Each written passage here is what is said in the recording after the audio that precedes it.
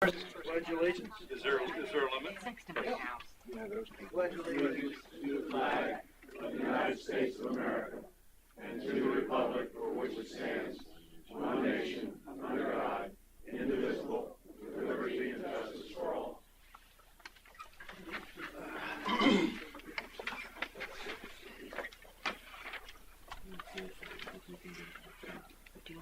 Okay, for our agenda, we have a series of board minutes to review.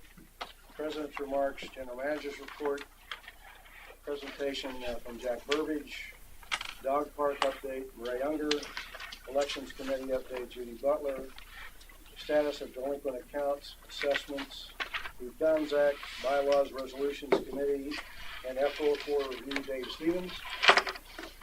Public comment, media questions, old business pending action list, Bill Wentworth, new business, motion, Terry Moore, Veterans Memorial Park, discussion of progress of board objectives, Bill Wentworth, CPI actions, Bob Thompson, advisory committee appointments, 3 of them. 4. And, fourth? Who's the fourth? Virginia Reister, Edith Vogel, Suzanne Brooks, 4. and Gail They're Blazer. both on the clock. Right. 4, and then adjournment to, is there a change to the agenda? Yes, I would like to request a closed session for a few minutes to talk about a legal matter immediately following the meeting, please. Need a motion to amend the agenda to do that? Yes. Also What move. topic? Second. It's a legal matter. All those What in topic? favor? Legal. Aye. In favor, Aye. Thank you.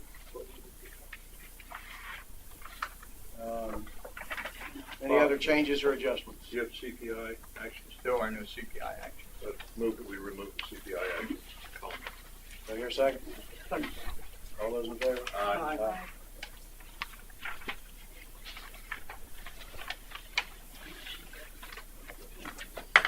Okay, minutes. We'll take them one at a time. December 6th.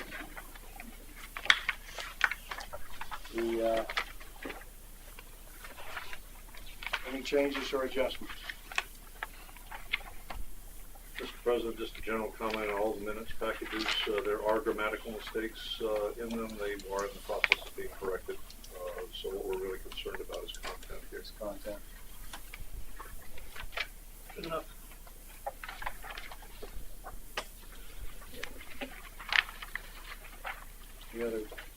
Any changes to December 6th? No. Other than what Dan is Of referring what to. Dan is referring to, right. Well, I do have one. I believe on the second page, someone other than myself made the motion to go into closed session.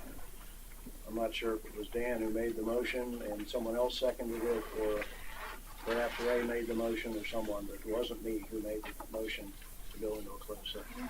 On the December 6th. Mr. President, if it's all right, I'll go back to the tape and Yeah. verify that. Yeah, okay, thank you.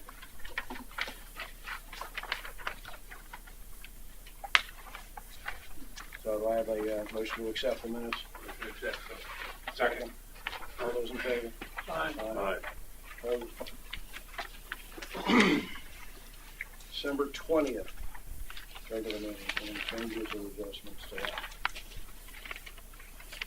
No substantive. Move to be accepted. I'll second it. All those in favor? Aye. Opposed? January 10th budget meeting.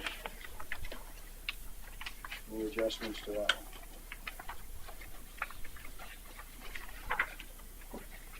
Motion to accept. I'll move. Acceptance. All those in favor?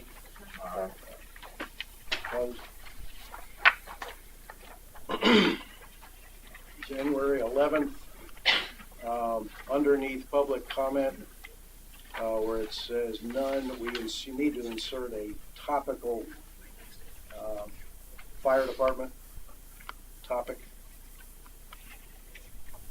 Right. The only other change I had for that. Tom, I have a number of changes to this set of minutes. Let me, and I believe, I think these are to correct the minutes as reported. Dan and I have talked about these, and these are the only set of minutes I'm going to offer such changes to. Okay. On page 1 at the bottom, it says Bob Thompson, 85-210, 64-800, 2410. I think we need a little further explanation than that. I think what we're doing there, and I propose that we amend it to say 85,210 of revenue, 64, it may be opposite. It may be that those, what is being set forth there are expenses, revenues, and the net. Okay, but it doesn't say that. So we're going to get it correct. So let's assume that it's $85,210 of revenue, $64,800 of expenses, resulting in a net of $20,410. Okay? Okay. All right. Next page, 2. If anybody has any objections to these changes, just speak up, because Yeah. we'll do it all at the end. And trust me, this is the only set of minutes I'm going to comment on, okay? But the fourth line down on on page number 2, excuse me, Dave Stevens, we need to discuss insurance, a driver, we need more. I think I'd like to suggest we separate that into 2 sentences, and insurance for a driver, and secondly, we need more information. On page 3, there are 2 items attributed to Pete Gomsack. Let me back up a minute. In the first section, before you get to tab 16, is Bob Thompson. I think the answers are reversed, where it says traditionally yes, but sometimes no, based on the size of the boat. I think those should be reversed in this sense, that traditionally there is a waiting list. However, we don't have a waiting list from time to time for certain size boats. So I think those answers are flipped. Okay? And then lastly, under Beach Club Parking, tab 16, there are 2 line items attributed to Pete Gomsack comments, both of which I believe need to be corrected. Dan has a correct. Did you pass it out? Okay. Does everybody have the 2 corrections? Then you see what I'm talking about. It's a sliding scale. Otherwise, it states as a sliding scale, 39% is the rate plus 47.25%. Wow, that's 86.5% tax rate. That's not right. So, in fact, it should read as we have in the correction. It's a sliding scale. 39% is the maximum federal tax rate plus 8.5% for Maryland, resulting in a marginal rate of 47.5. The next one is the where it says taxes invoked. Again, you see the corrected language. The tax is an issue because although we are a tax-exempt not-for-profit association, the IRS has determined that each parking operation has, quote, unrelated business income, end quote, which is subject to tax. Not as previously stated, where we are a profitable association. Next is, I believe on page 4, since we were already making some modifications to this one, I thought we might as well do some more. On golf ops, the second paragraph where it says there are capital expenditures of $450,000 to get our drainage program back on target, it then continues by saying this is a reserve component, and then goes on to say this includes upgrades and irrigation. I suggest the following 2 corrections. Number 1, insertion of the words, and Dan has these, by the way, so there are capital expenditures $450 to get our drainage program back on target. That's fine as it is. The next sentence should read, insert 2 words, this is a golf drainage reserve component. Remember, there are 2 separate and distinct reserve accounts, one for replacement reserve, the other for golf drainage, okay? And then the third sentence suggests, again, insertion of a couple words at the beginning to make it clear that those items being referred to there are not out of the golf drainage reserve, but rather are normal capital replacement reserve items, okay? And so I suggest the insertion of the words at the beginning of that sentence, capital expenditures also include, not includes, also include, and as it reads, upgrades to irrigation, lawnmowers, et cetera, et cetera, et cetera, okay? And I believe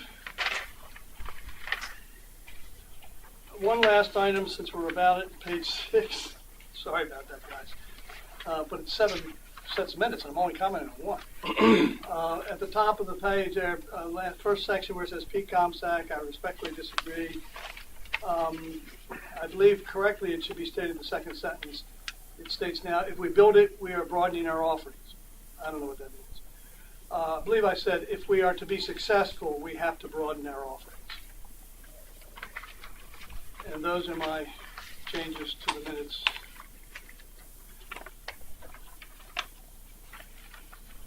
I have So a I think I motion would for leave- acceptance based on the changes. Motion accepted. Second.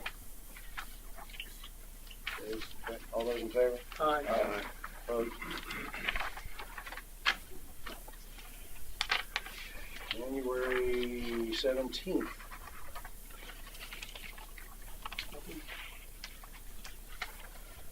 Motion to accept. I'll move. Second. Those in favor? Aye. Opposed?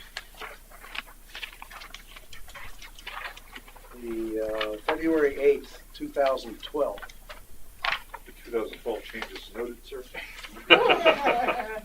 That was Florida, sorry, it was late at night. That's okay. You just climb out of your time machine, Dan, and you'll be fine. Yeah. Any other changes to this? Motion accepted. Second? I'll Second. second. Go ahead, Phil. All those in favor? Aye. Opposed?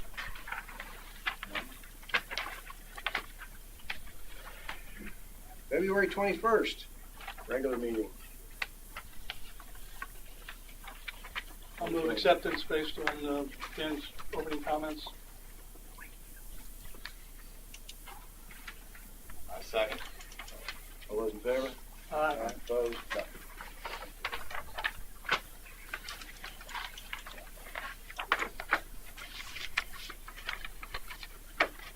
We are now current, Mr. President. Yes, we are. It's an Ocean Pines record, I believe. 7 sets of minutes in one meeting. Thank you, Dan. And next. Very good. President's remarks, you're going to hear a little bit more later about the just what's going on with the IRS case, but I did want to mention that the news media has covered it justifiably. The courts do not rule in our favor at this point. We are currently in communications with our legal team and others to determine what the options are. My assumption is that very, very shortly we'll be calling a special meeting of some kind for all of us to get together and get a complete update from the team, from Bob, as to where we are with the IRS. Clearly very disappointed in that ruling. I have to admit, I still can't understand how you can own a piece of property and not be allowed to use it. But we'll leave it at that. We are entering a period of time now where we are going to be looking for folks to run for the board of directors. Nominating committee will be Jim Beisler has agreed to head that nominating committee up for us this year.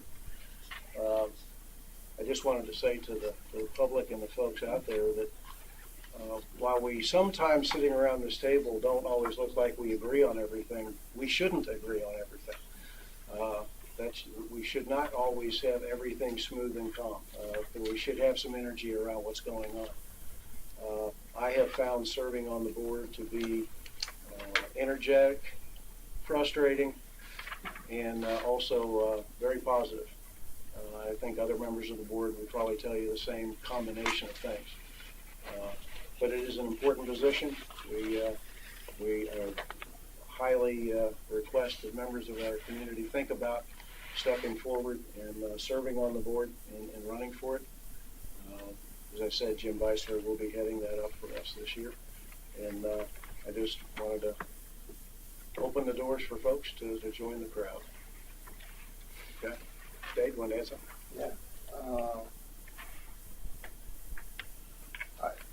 I assume you contacted Jim Beisler and asked him about whether or not he wanted to serve in that. Yes, I did. Okay, and his name was put forward by Me. by you. Okay, so you.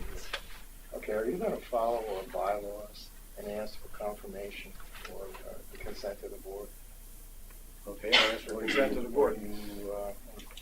Yeah, well, normally, see, that's part of a process that they outline in the bylaws, and it says pretty clearly that the president shall appoint with consent. Okay, But last year- you've just appointed, and Last year, Dave, I mentioned who would be heading up the nominating committee. There was not a single question as to how that process worked last year. If you want to help me get the confirmation of the board, I will.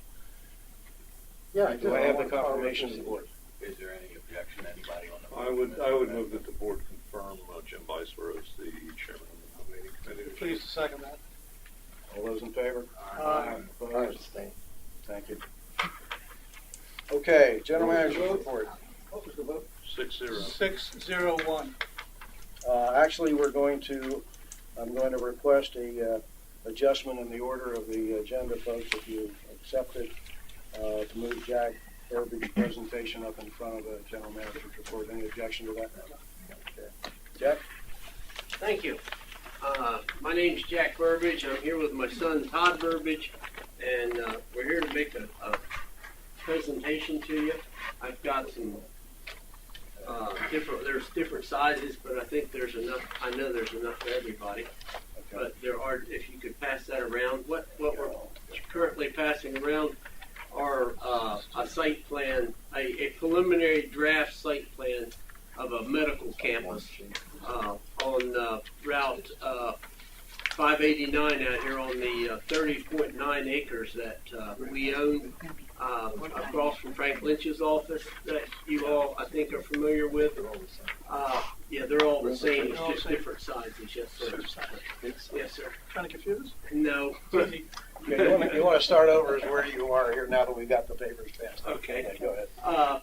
This is 589 is 30.9 acres. We were here last year and asked for a board recommendation that the county approve our request for rezoning of this property, and we received a unanimous letter of recommendation from the board at that time.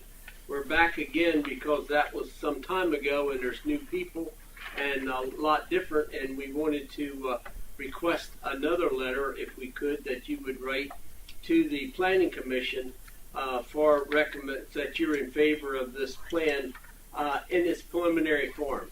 This isn't the exact final version, but this plan is drawn up to emulate the campus of Warwick College. So it's the same type of plan, campus plan that they have. There are 8 buildings, and this is the total build out. Not that, I mean, we could be many, many years getting to the total build out, but it's a full plan of 8 buildings of medical office space. The need is really there. The Atlantic General Hospital is bursting at the seams. We have nowhere to go on the current property. We cannot expand the current property because of size. We have offices all over Berlin area. They're in town in many different locations, and it sure would be. And many of the doctors now need more space. They can't take care of all the patients they have, and they need space, and yet they can't. They don't have the space to. They want to bring in more doctors, and they can't. They don't have the space currently to do it. So the thought is to have a medical campus, and what better place to have it than at Ocean Pines, where the largest town in Berlin, the largest town in Worcester County, to serve the people here. And it is a maturing community, so there's more and more needs for a hospital and doctor services. The beauty of this campus is that the people of Ocean Pines would never have to go on 589 to access it. It can all be done through Ocean Pines. Last time we were here, and I might be getting a little ahead of myself, there was a question about traffic and what would that be traffic do on 589. So this past summer, we commissioned a study, an independent study of the traffic. It was done, to my recollection, in July and August. And it was also done inside Ocean Pines as well as on Route 589. And it proved in the end that there was less traffic count and less cars than what the state highway had projected. The numbers that everyone were using were projections that the state highway had in the future, and the actual numbers came in far below it. And there was no intersection or no road within Ocean Pines or on 589 that failed.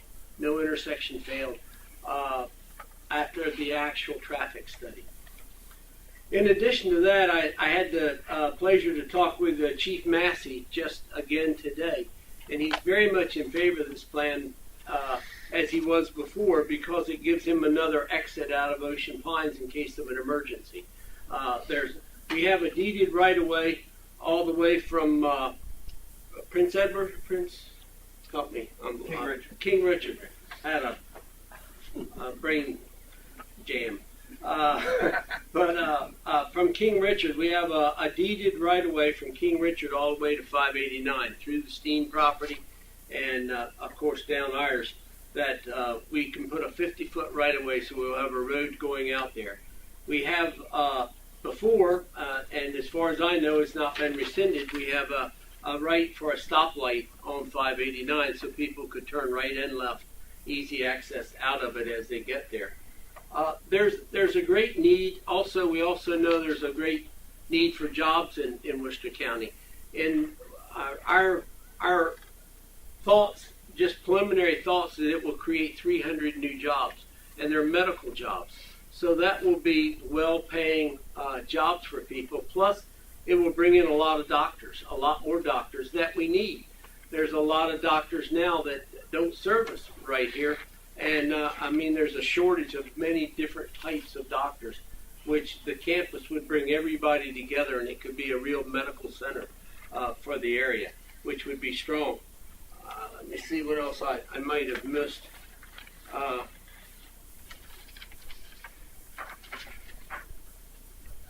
The other thing is that we would like to request that if you did agree to it, that it be taken into the Ocean Pines Association, so you would have taxing authorities on this. And for this many buildings and this amount of property, I would think it would be a considerable amount of revenue for the association. Thank you. Also, we have adequate water and sewer on site. We don't have to have water and sewer, so sewer is not a problem for us. It is already been approved, tested, and approved on site. As I said, this is almost 31 acres of land. We also, if you'll notice, look at that, we really were cognizant of our neighbors and their privacy. So we kept everything as far away from Ocean Pines as we could. And that whole section is all wooded all around it. The closest that any building as it's proposed would ever touch, and that could be adjusted, is 200 feet. And that's just one building, and it would affect one lot. Other than that, they're 500-600 feet, a couple football fields from the nearest building to the back of the lot of any Ocean Pines lot. So we tried to keep it all away, keep it wooded in the area. We also tried to open it up with green space, so it was like a campus that people could walk around. We envision a rehab center here, as well as a lot of different doctors' offices here, all in one spot. And an annex. There's a possibility of an outpatient annex from the hospital. There's also a lot of different possibilities. I don't want you to be get misjudged and think that this is the actual plan. This is just a draft. We're here to improve it. We're here to ask for your suggestions on how to improve it. How can we make it better? But right now, we're here asking for your support again, so that we could go forward to the Planning Commission and ask them for their favorable recommendation to rezone this, so that we could do this for the community and the whole northern Worcester County. So are there any questions? Before I do that, I'd like to ask Todd if you have some additions. Okay. Are there any questions for either of us? Yes, sir. Yes, sir. I'm going to preface with this by saying I'm cartography and drawing challenged. So as I look at this, obviously I know where 589 is. Yes, sir. Where would you be accessing this without going on to 589 as I look at the drawing? You would access it. You'll see the road, if I may show you. Yes, sir. This is 589. Right. That's the access right there. There is an access on 589. But my point is this goes back to King Richard. Gotcha. So Gotcha. King Richard is right here. Gotcha. So that would connect with King Richard, a 50-foot right of way right out to 589. Thanks, sir. Yes, sir. These are all single-story buildings. Yes, sir. It's the way they're presently designed. Yes, sir. Jack, two questions for you. First one, on looking at the site plan itself, I can see where you sketched in the dirt road that Marvin uses back to his Yes, sir. service area right now. Do you feel comfortable that a 50-foot right-of-way is going to be adequate for this, or does it need to be a little bit bigger? Well, this is, as I said, is a draft. If our engineers say it needs to be bigger, we'll make it bigger. We have the room to do it. You have the room to do it. Yes, sir. Whatever's needed, but they thought it was adequate. I just hate to see it get too narrow so that we would have problems with fire engines or moving Sure. trucks or vehicles like that. Well, we're certainly open. And like I say, this is a draft that can be tweaked as needed. And one more question for you. Are you currently serving on the AGH board? Yes, sir. I am. Thank you. And just so that you know that, I am currently on the AGH board. I will tell you that before I went on the AGH board, I made it known to everyone that I had this project in hand, and if they thought that any way that would hinder anything I had to do with it, that I would not ask to be on the board. I would decline it. And the whole board said no, and they said, since you've told us up front what you're doing, you're up front about it, that, it's fine because we know now what you're involved in, and we make our decisions independently of that. Thank you. Yes. Yeah, could you, I apologize if I missed something you've already said, but could you bring me up to date on what the exact status is of the zoning and what you expect to change as a result of our letter? Sure.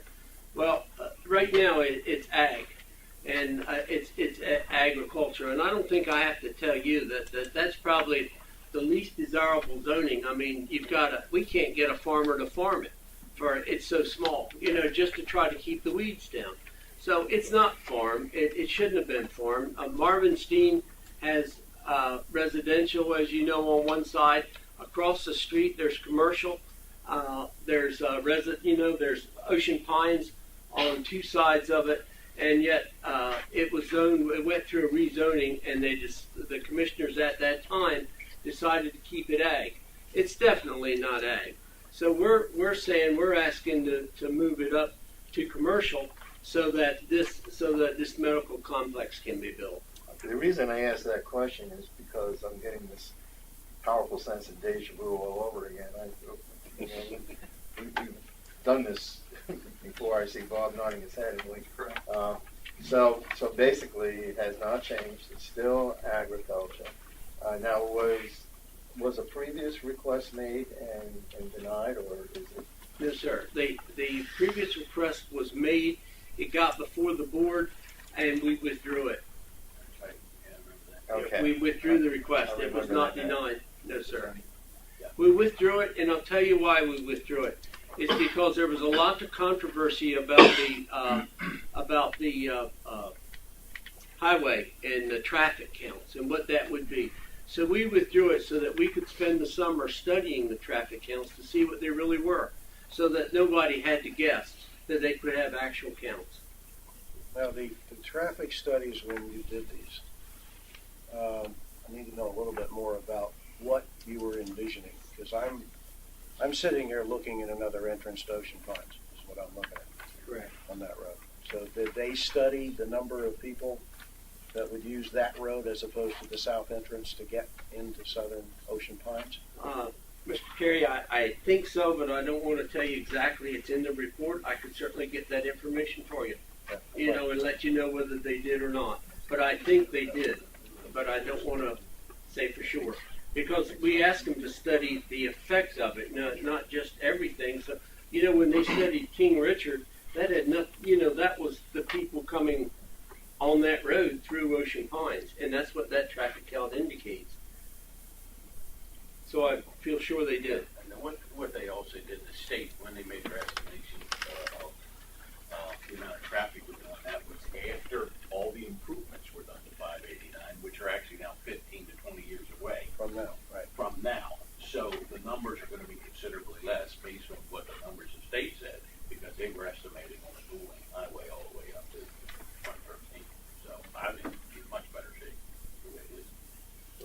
589, you mean, but Tom's question is, Coming out in and out. is the in and outs to South Ocean Pines? We won't know that until the road gets open and people say, gee, this is a quicker way to come and go, so. Yeah, well, of course, it's the Yeah. primary concern. Yeah, The only thing I would think, it would definitely ease the traffic on one of your other intersections, you know, by having the third intersection. It would have to overall reduce the traffic and make it quicker for people to get out. Now, I know that we sent letters before. Dave, I think you sent one, right, when you were president? 2 times we've done this now? Well, we've sent different letters about Okay. different properties. But has you made an assumption of the deal has not changed? Is the interconnection with our road system exactly the same? Yeah. It's exactly the same. That's why I said, you know, It is not changed. okay, Good. Yes, sir. Yeah, I think with respect to the letter you made in your opening comments, I think a comment that a letter about a year ago, I think it was maybe 2 years It ago. was 2 years ago. 2 years ago. It was 2 years Yes, ago. sir. I I'm didn't sorry. sign anything last time. That was 2 years ago. 2 years ago. Nothing has changed. We're going back for the same thing with the same idea, with the same plan for the same zoning. Everything exactly the same. We just wanted to take time to get more facts before we went back to the planning commission. What kind of lighting are we talking about here? We haven't gotten there, to be honest with you, but, you know, it'll all be, the engineers will design it all. What we're asking you for now is if you would give us a letter to approve the concept, and then we definitely work with you on the, you know, what's attractive and what kind of lighting is needed, et cetera. We certainly would keep you in the loop on what we were doing. if I may, we may want to review our historical files again. But what I clearly do remember is that one of the letters we sent out, which was in favor of this, was written at a time to the planning board, I think. Yes, sir. It was. And at that point in time, the planning board was envisioning, and the preliminary recommendation was that this be zoned residential. And I think, you know, a large part of our objection was, or to that plan, was the idea of having another residential community right on 589. And that we expressed our, I believe, I'm going from memory, we expressed our opinion that a light commercial would be favorable to that. Now, I don't know whether or not we were positive. I think we're probably neutral on the question of staying as it is. Of course, you know, we understand, you know, why agricultural isn't appropriate, but on the other hand, it doesn't do anything. It's, you know, negative or positive. Any other questions at this point before we go ahead? Yeah.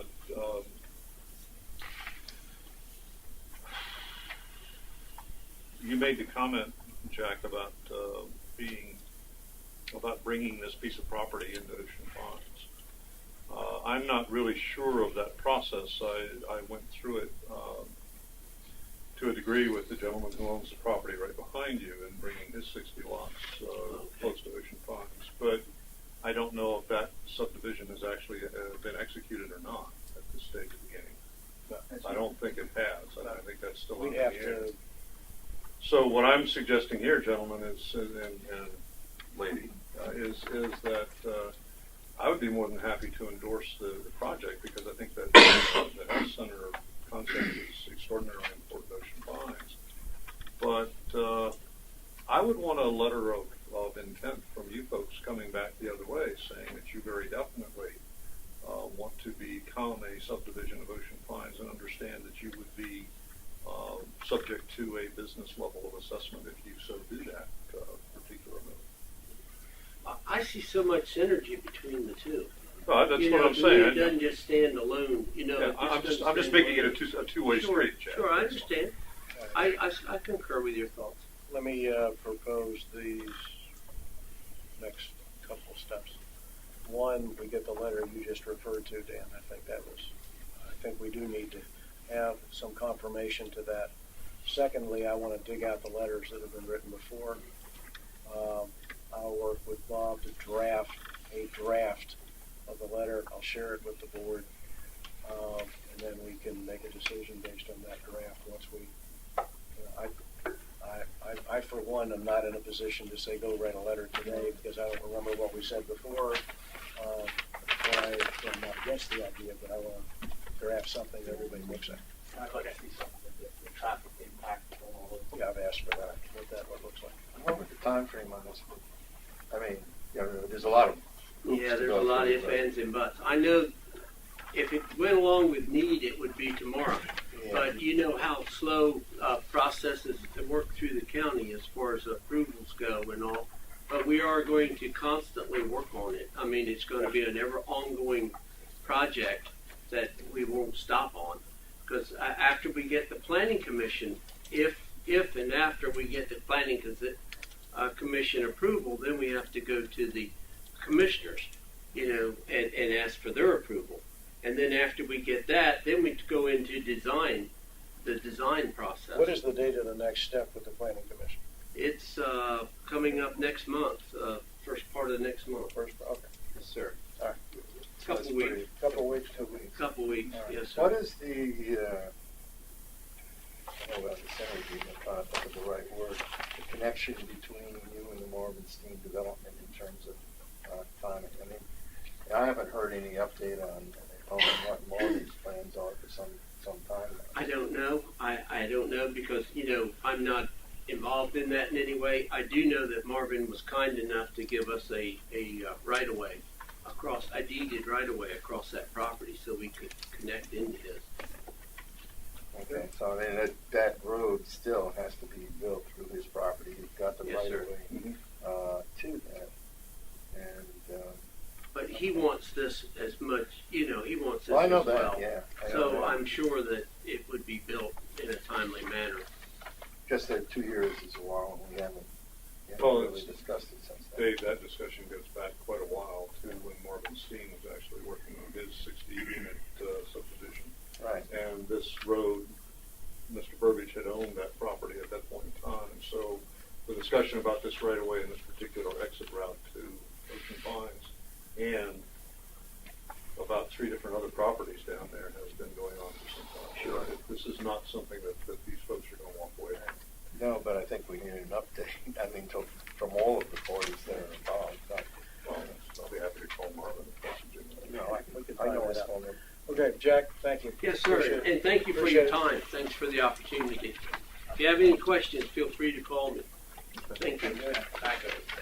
Appreciate it. Thank you. Thank you. Thank you. All right, General Manager. Thanks for taking the question. Thank you, sir. Thank you.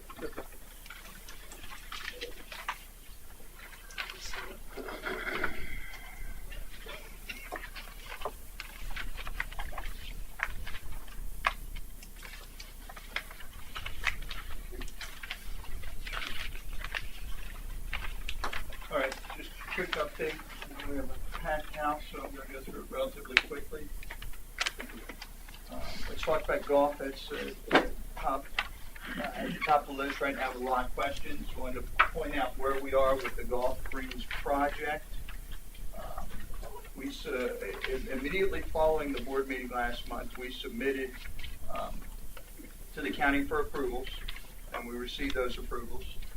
We also, the very next day, had submitted to MDE for approval.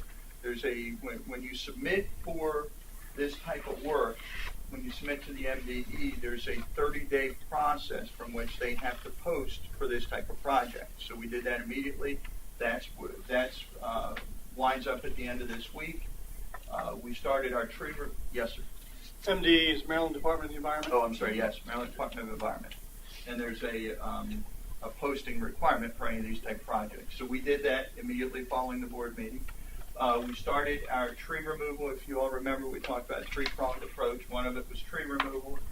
We started that. The majority of that was handled in-house by our own Public Works Department. We had to top some trees where we did call an outside contractor and do it just because of the height of the trees and the danger, it's a specialty training for a tree climber to go up there and top them before we brought them down. But that's been accomplished. Equipment's been staged by the contractor that was selected. If you've been down at the golf course, you notice at the far end, they immediately start bringing in equipment. They also started to have materials delivered. They They started the mapping of greens. Outlay of the drains has been worked on. Marking irrigation and the greens, the actual digging of the greens will begin either Friday or Monday, assuming all these other things have been accomplished. Something that was kind of neat, I just thought I'd point out, this is what the mapping of one of the greens looks like. They sent me the information on it, where this is, immediately following the board meeting, we turned them loose, said, here, here's our contract, we're going to get started on it. They started to map our greens exactly the way they are. The rebuild puts them back in exactly the same design, same slope. I thought this was an interesting dynamic to it, so I just thought I'd share it with everybody. Okay, something that, the other thing with golf that came up with the project is what happens, is there, to the membership situation while the greens are being rebuilt.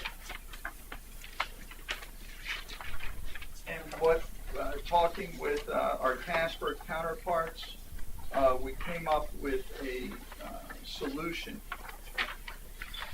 With the understanding 9 holes, this is a letter that's going to go out to the membership. It has not gone out as of yet because I thought it was appropriate to bring it to the board first. Damien's prepared this. We're going to have 9 plus 1 or 10 holes open that will remain open through the construction. What we did was look at what has happened with other courses when this type of project occurs.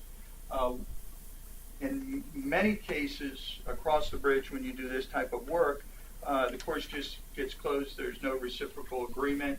It's down for a period of time. When it reopens, it's a better course for the work. Therefore, the benefits, obviously, to the membership because of the quality upgrades. In our particular case, we didn't think it was entirely fair just to shut it down and say, wait, you're not going to, there's no reciprocating agreement. So what we did was seek out some of the local courses, and we reached out to them for some sort of discounted rates, and they offered it. You'll see it in the letter of what they're willing to offer us for our membership. Basically, our members will call in. Those who don't want to play on the 9 holes twice, okay? Keep in mind, we will have the 9 open, plus the 1 which makes 10, and they're going to arrange it where you can continue to play on our course if you choose. If you don't want to play the 9 twice, you're welcome to take advantage of one of these other course offerings, and here's the process from which it follows. You basically call in, but just like you did with our course, we'll make the arrangements for you. Through that arrangement, the discount pricing is offered. Okay?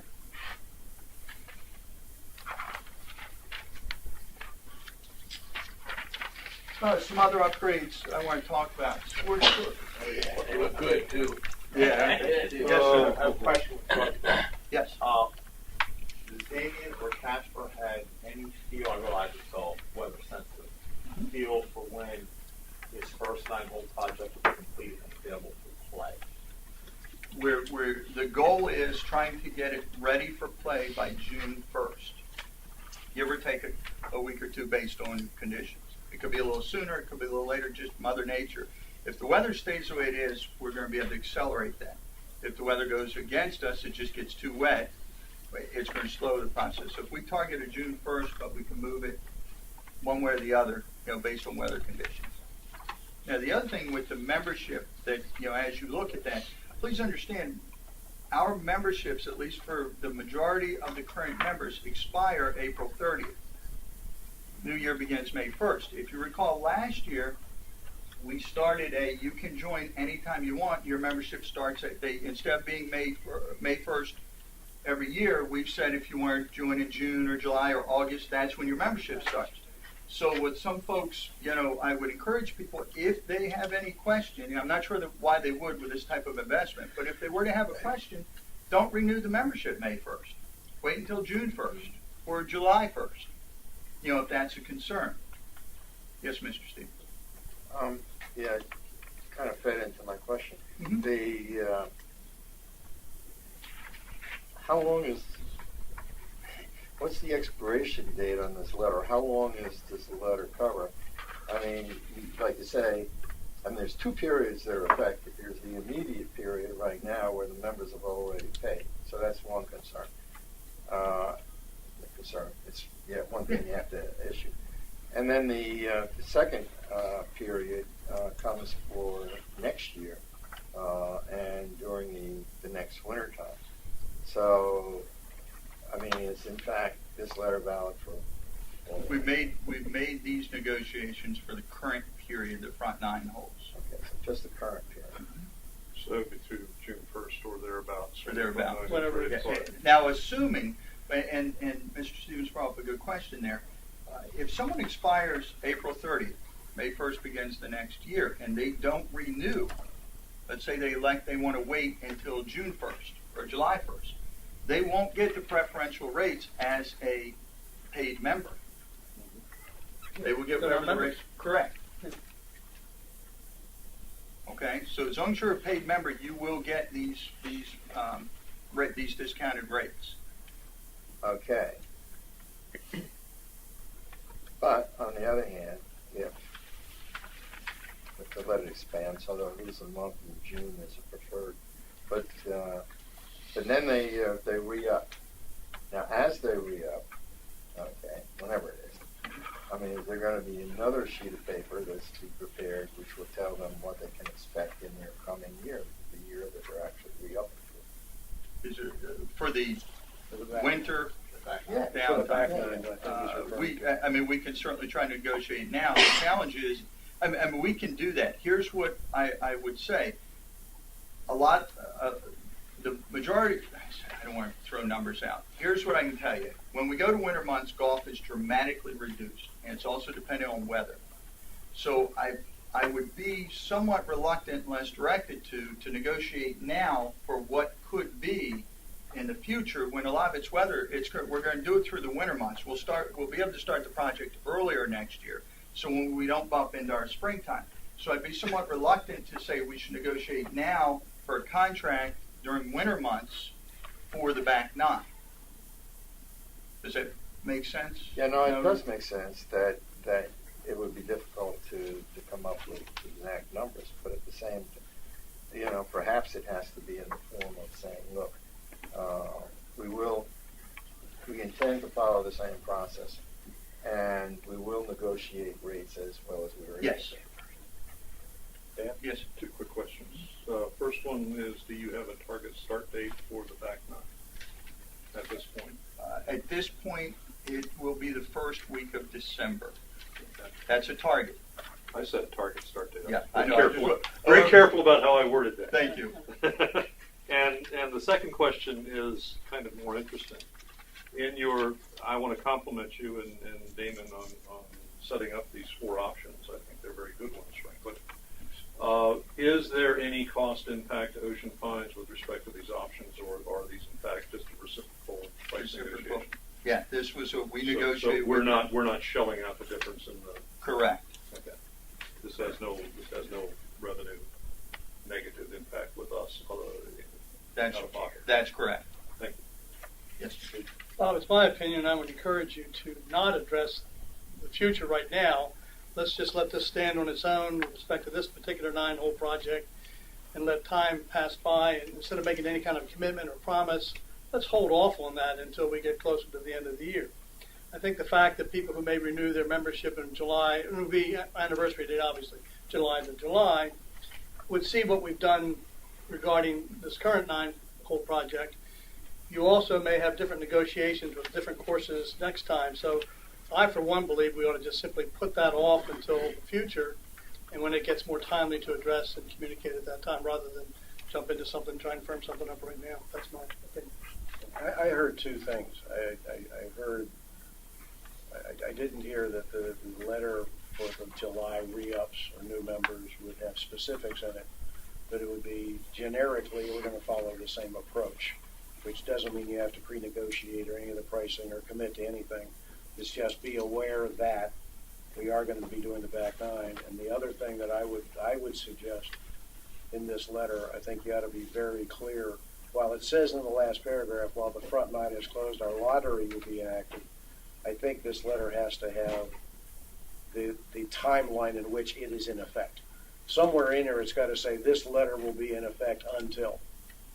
the date that our front nine reopens for play, something like that, so that's very clear how long this lasts. So somebody's not 9 months from now trying to play at these Well, courses? whatever, I just want to make sure we're clear. And that lottery thing, again, there's different components to this one, but, need to read more carefully, but bring up a good point, Tom. The lottery's inactive, okay, so then Tetons first. Now, that's not Tetons for members, right? I mean, that's Tetons for anybody, first come, first served. Correct. Okay, so the members have no advantages in getting the earlier Tetons such as they do now. Okay. Okay. I disagree with Pete. I think, and sort of along the lines of what Tom says, that we, ultimately what we do is going to be voted on by the members. So I don't have a real big court for it. I mean, they're either going to re-up or re-not. But if you're on April 30th and you want to decide to renew for a year, again, and keep the advantage that you have that comes from doing it in this letter, it would be nice to know that sometime downstream in that as part of your membership that you're going to have some kind of a guarantee that you're going to get to play golf on an 18-hole course. So I don't see how waiting until the end of the year and negotiating that is going to help. Just my opinion. Well, and I can appreciate the comment. Here's what I would give you as a return is twofold. One is we're taking a proactive stance now, as Casper has done throughout the management of our course. I like this strategy. That we have no reason not to do it. When we get to the back nine, the challenge for not tying it in now is pricing should be reduced during the winter months. You can't lock it in there. Oh, no, you can't lock the next winter's pricing. Correct. I don't believe it. And in addition to that, which courses we offer may differ It may also based differ. on how this I agree with that. relationship works. So, I agree with that. but we will offer. But I think there's still a alternative. way to put, say, similar, compatible arrangements. It is our intention right now to make compatible arrangements. Comparable. Yeah. Any other, Comparable, right. questions, concerns again? No, I agree. I think this is a good package. Considering the amount of investment we're putting into the course, I think it's a reasonable way for us to stay connected and supportive of our members while so much needed work is done. So, thank you. Okay, Bob, back to you.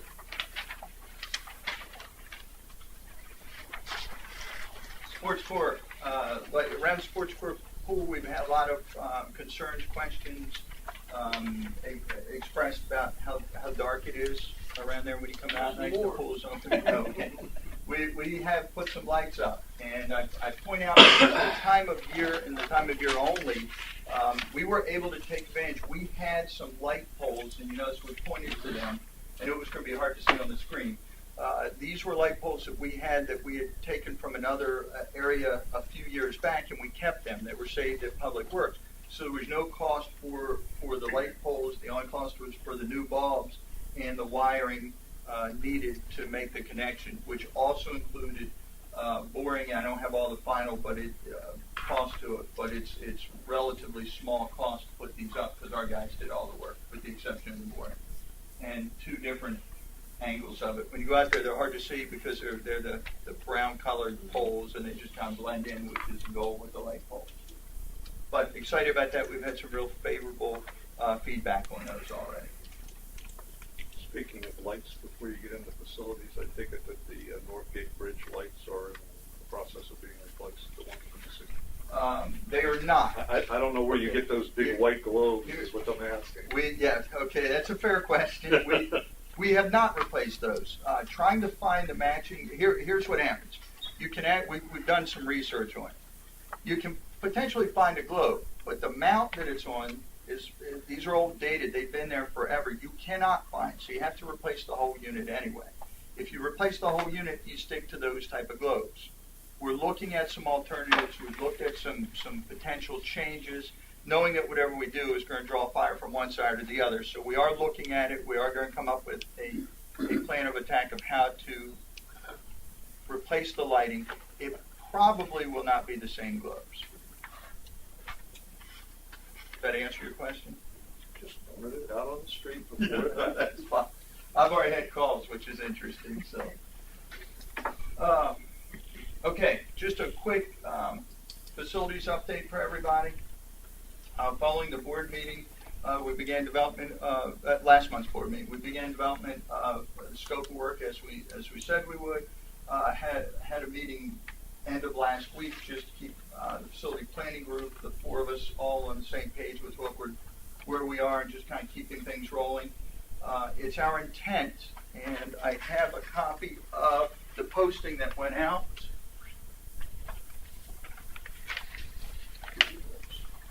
It's our intent to, next Wednesday, the 28th, put the project out to bid. This has been posted on the website. It's been sent out. It's also in the newspaper, and it has been sent out. We have a whole list of contractors that have either seen over the last couple months information about it, called in, say they're interested in bidding on the project, or have done work for us before. We captured all that information, and we also sent direct emails out to those folks. So the notification is out there. We were going to do it this Friday, but we wanted to make sure, especially, I've had calls from some contractors out of the Pennsylvania area, Baltimore, Washington areas that have interest in pursuing the work. And what we elected to do was expand it a little further out, give it a little further notification instead of just a week. So those that wanted to make arrangements to come down to potentially bid on it could do so. It's our intent when the project it goes out for bid next week. It's basically 6 to 7 week period if you count the exact days. It's right between there when the bids will be due back, and then from there we're going to review. And when I say level bids, someone asked me last time when I used that term, what does that mean? Are you going to try to push them all into one category? No, leveling the bids is a term that's used when you're trying to compare apples to apples. When you're looking at the different bids, you have to scale it out. Say, okay, this is this, where you can see the differences. It's just leveling against one another. It's not raising or lowering anyone's bid. It's just getting a good comparison. And then we'll make the recommendations. As soon as we get that accomplished, we'll make the recommendations to the board. So the potential time frame they could go out to referendum would be the middle of June. Just gives a time frame. Yes, sir. Up to not counting the June 15th date. Yes. Are those other dates hard dates? The only firm date that I can tell you, actually two, would be the 28th of March, because we've already set the meeting, we set it out, and the return on 18 May. They're the firm dates, because we're getting all the package together, trying to gather everything up now. Yes, sir. When will the statement of work be available for the board to see? Scope of work, it is our goal to have it the beginning of the week. Next week. Yes, before, this is Wednesday. I'm trying to have it done over the weekend, so I can give it to you guys Monday. Okay, Wednesday. You can try to get it just by. Yeah, I think I can. Whatever, I yeah. mean, we're getting close now. I mean, if I could That's do it close enough sooner. for me. But over the weekend is when we'll put the final touches on it to make sure it's all clear and then get it out to you all.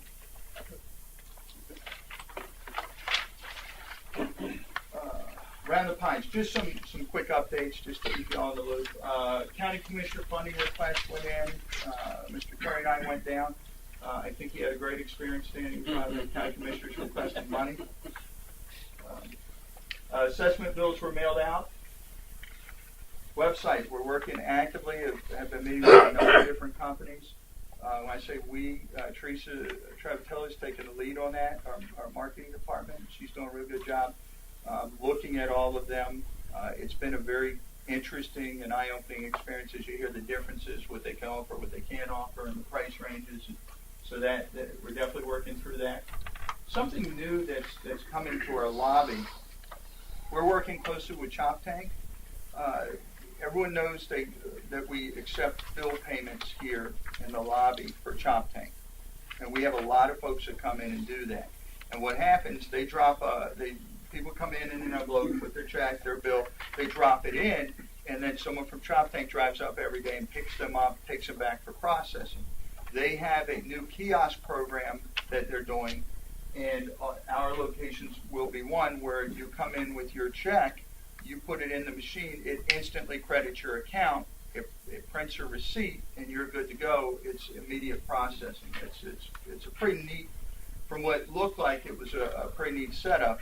Understanding some people are technology challenged, okay, and they're afraid, they won't use an ATM, they won't, I've got that. They swear they're going to give us enough training, they're going to make sure, they're going to have their helpline available, the whole 9 yards. So we said we'd be willing to work with them to do this. The advantage to our residents, instantly your payment's made. It's a pretty powerful tool. You can pull up other information on it that Chop Tank's going to offer. So we're going to give that a try. Some other things from Rec and Parks I just wanted to point out, which were kind of cool, is this year, as you all saw in the budget, we had some changes, and we have solidified the contract for the Ripken baseball. We're excited about that, and NFL flag football. Two things we have not done before, but they're very big draws, and we're excited about being able to offer them. I just thought I'd highlight them. Yes, sir. Both of those activities, are they going to be on multiple venues or just here in Ocean Pine? We are looking at the Ripken baseball using the county complex right out here at Shout because of the multiple fields. The football, we intend to use it within our property. Okay, numbers. And I apologize, Art's not here to answer more drilled down questions, but here are, you all have. He's on vacation. It's no vacation. He's right? on He's vacation. on vacation. Yes. As opposed to. Being sick. Being sick. Oh, no. He's on vacation, much deserved. So, Terminated.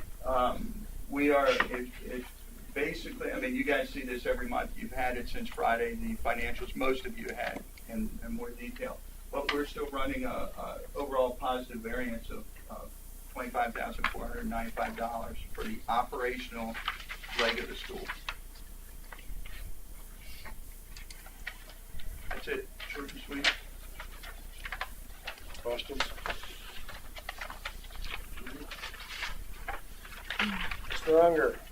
Okay, I'll make this quick. Dog park. Information about the dog park. The dog park committee met last week, and there's a lot of people that are very much involved and very interested in getting a lot of information from other dog parks, how they're run here, what the signage is. All that information has been put down and passed on to Robert on what we're going to do, how we're going to run it, where it'll be in the design of the park, and it's kind of in his hands right now, and I'll stay in touch with Bob on a weekly basis. But we're looking to try to get this thing done by May, correct, Bob? Correct. Who is on the dog park committee? Jack, me, several other people. I knew Jack would be on Absolutely. that. I knew you would be on Several that. I'm communities. just curious. Yeah, there's several community members. There's your own personal list. Oh, thank you. Thank you. For the record, would you like to read the names so other people know? I want to vote on it. No, I'm just kidding. We don't need to vote on it. We It's don't not need to do happening. anything. I'm It's just, just a report. Kathy Phillips, Carol Haig, is it? Janet Balboa, Jean Crust, Jim Rooney, excuse me, George Alston, and Jack Leonard. And His Honor, Ray. Thank you. On this issue, to make sure I'm clear, they're all clear, something will eventually come to a vote on our contribution to it.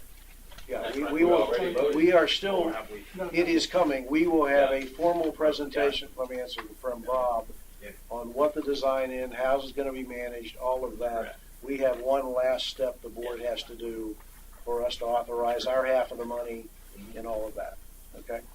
So, Suppose they say that we say no, would they be mad?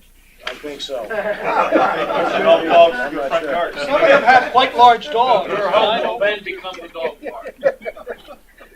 I think But yeah, in, that- in a serious way, but the operational procedures is certainly a management function. Yes. We're not going to, yeah. So Right, yeah, we're going to hear all of that Yeah. from from that, and I know that, Well, we would like to, we've asked that question from the beginning, and we'd like to hear it at the end, too. Yep, We'd Of like course, to know but we need not, that they are satisfied, I'm sorry. Yeah. the I operation. was just saying the management, I mean, the operating procedure, the Yes. management function. Yes, the intent to bring it, I hate to say this, because I know Fox is being, but it's our intent to bring it next month with everything so we can, get it working May. okay, elections committee update. Judy Butler. Hi, Judy. Hi.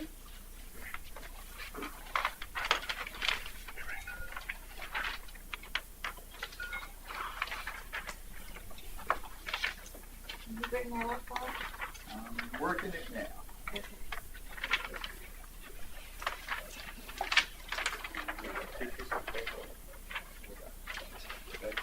Yeah, you get both. 2 pieces of paper? 2 pieces of paper. Okay, not as big as I'd like it to be, but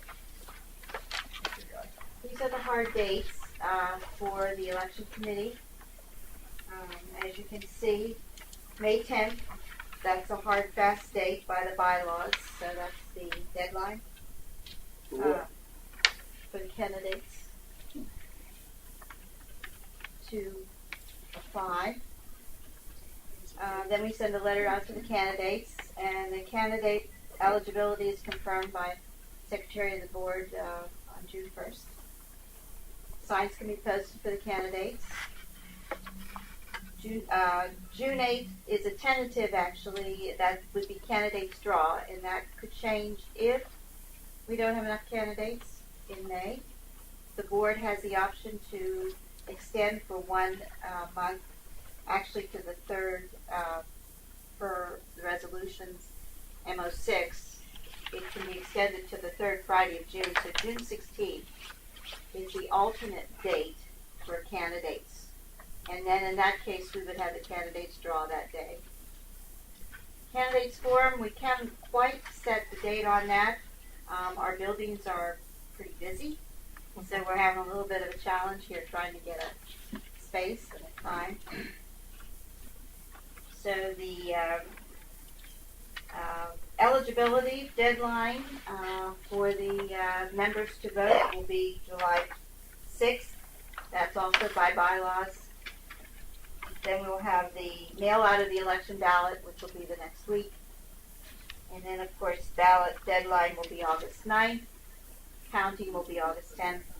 And your annual meeting is August 11th. Now, if below that you see little arrows, and this is a scenario if the referendum would go. It would be my recommendation or my choice. We have an option to either have the referendum with the election or separate. I would choose separate if I had the choice. I'd like to have not 2 ballots on the kitchen table at the same time. So I would like to say that the hard and fast rule is eligibility for the new fiscal year would be June 5th for members to vote. So we would try and have the ballot out within the next 7 days. That's what that 7D says.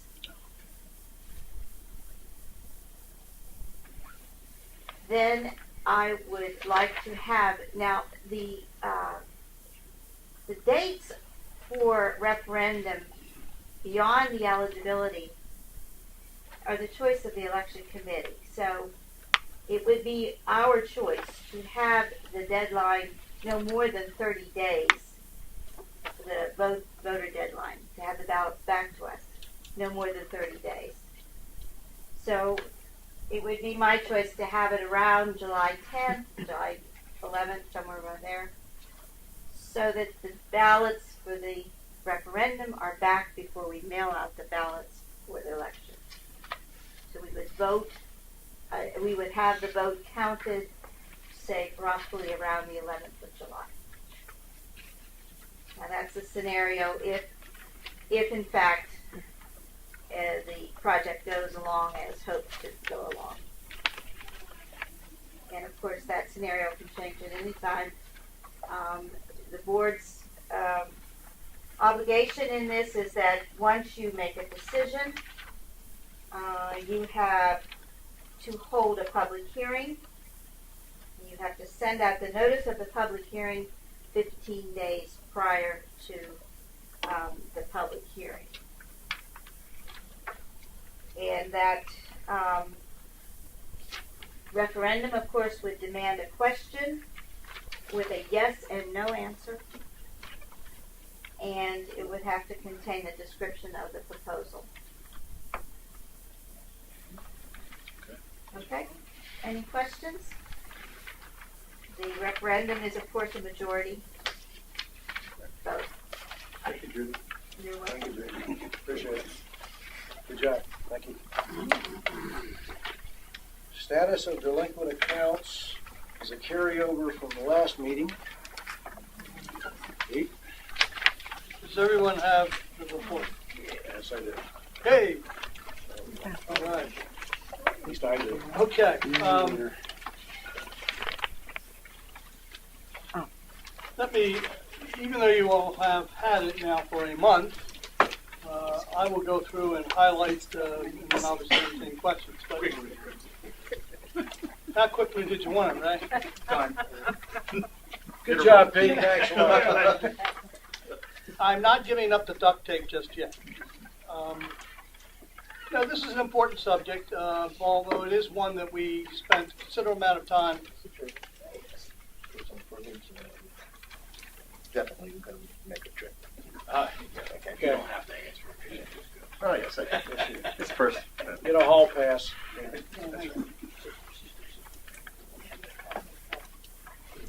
We duly recorded his absence during this discussion.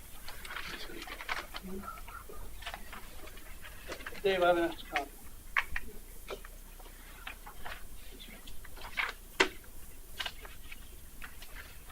Okay, I'm going to go through this because it is an important subject. It is one that, as I said a moment ago, a considerable amount of time was spent at a recent board meeting back in, 3-4 months ago, September, October time, I think, by Bob Thompson. And in fact, as I recall, as a result of the rather extensive discussion at that time, we actually had to continue the board meeting to a different date and to conclude that discussion. So, the report is at hand. I'm going to read some aspects of it, and then I'll entertain questions. And Ray, I'll try and be brief. Okay? But what we have here is a report from a committee that was constituted by a board-passed resolution, FO4. A copy of that is attached as Exhibit B. And that was established in June of 2009. It provides for an annual review of all delinquent accounts by March 1st of each year. The committee composition is mandated by the resolution, comprised of the general manager, the assessment supervisor, the treasurer, the controller, and a representative of the budget and finance committee. And as I said, as it says, we need to be concluded by March. I think an important paragraph is the second one there on page 1. And the annual review is simply that, an annual review. And we, as a committee, recognize that the collection of delinquent assessments is a management function conducted under the direction of the association's general manager. I think that's a very key point. That is acknowledged, as it states there, by in Resolution FO4, Item 3, and I will quote what it states. The association, through its general manager, will take the following actions to ensure annual charges are paid, end quote. The committee's role, therefore, is limited to the annual review process, while the ongoing collection process, including decisions regarding actions to be taken for specific accounts, is a management function under the direction of the GM. The review process this year, Martin Baer was, again, a representative from the Budget and Finance Committee, as he did last year. We met a couple of times, had a conference call with our attorneys. The schedule that is attachment A sets forth various amounts. A lot of numbers here, Ray, a lot of numbers. But in any event, there are 365 accounts totaling $737,680 that are due at the end of January. And mind you, this is now a month and a half old, actually. It was the end of January when we did this. And while that represented a significant increase over the prior year, I think it's really noteworthy that a large part, not large, fairly significant part, $196,000, almost $200,000, of that 737 represents interest and legal charges and other things. When we go onto a homeowner's property and have to remove things, we charge them. So when we talk about $737,000 owed to the association, $541,000 represents the assessment itself, and the other almost $200,000 represents additional charges and fees. We're entitled to that, but it's not part of the assessment. It's part of our costs. Well, yeah, okay. On page 2, we again focused on the association's foreclosure efforts, which have actually increased significantly over the last 2 years. There are various people who have made this an issue, and one of them's in the room, Marty Clark, and I think Marty has spoken quite passionately to that, and I think has had a beneficial impact on the association's efforts over the last couple of years. However, the state of Maryland and other consumer protection laws have made it more difficult for organizations like Ocean Pines to collect what they're owed. Therefore, one of the considerations that we have to keep in mind as an association, and certainly we as a committee and a board, and this board, is the increased cost of actually conducting this collection activity. It has gotten more expensive, more complex, more time-consuming, both from the standpoint of outside legal counsel and other resources, as well as internal time. But again, it's all part and parcel of, I think, the national consumer protection, particularly in light of the financial institutions and so forth. Foreclosures, as we all know, is a rather sensitive subject these days, and we're not exempt from that. Also, I believe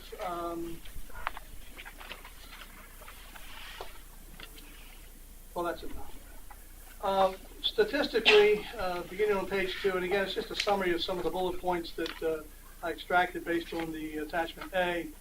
Already mentioned 737 includes almost $200,000. I think what's noteworthy, again, is the fact that we have more members who are approaching the association to structure repayment plans. There's financial difficulties here. Each story is a different one. You've got those who just thumb their noses at us and say, I'm not going to pay it. Others, they're really heartfelt cases. You've got people unemployed, you've got medical problems, and so it's a very, very sensitive area, and you don't want to treat everybody the same. You've got to understand the individual circumstances and trouble the people are having in paying their bill. So I think one of Bob's efforts in making the modifications here to this administration building was to address that particular component, give Ruth Ann Meyer, the supervisor of collections, her own space so that she can have those private conversations with people, in sensitive nature conversations. But there is an increase, been an increase from 63 to 98 since last year when we reported, and those who have actually sought it out and are actually making payments under the plan. So I think that's very good news. That's a 55% increase.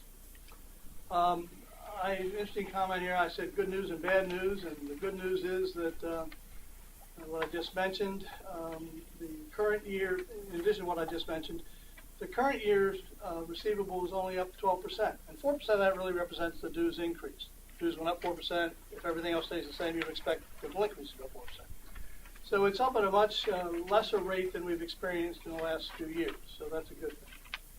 On the other hand, those that are a year older, particularly the prior year, it's significantly up based on historical trends. And that's also cited here. Are you still looking at only about 4% of that? Yeah, and That's not a bad number, any for the association. I'll speak absolutely, Ray. Thank you, but we'll get to that in just a second. On page 3, again, the ultimate collection, the objective here of the review process to determine what actions should be taken by the association with regard to members whose assessments are delinquent.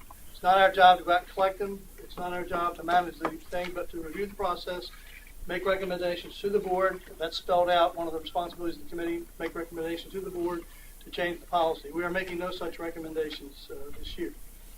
The second bullet item on that particular page I think is interesting, and it's something that new that management is working with the legal counsel on, something that quite frankly some members, in fact the gentleman on my right here has suggested I think 3, 4, or 5 months ago, that maybe we pursue an alternative method as well, and that's being done as well.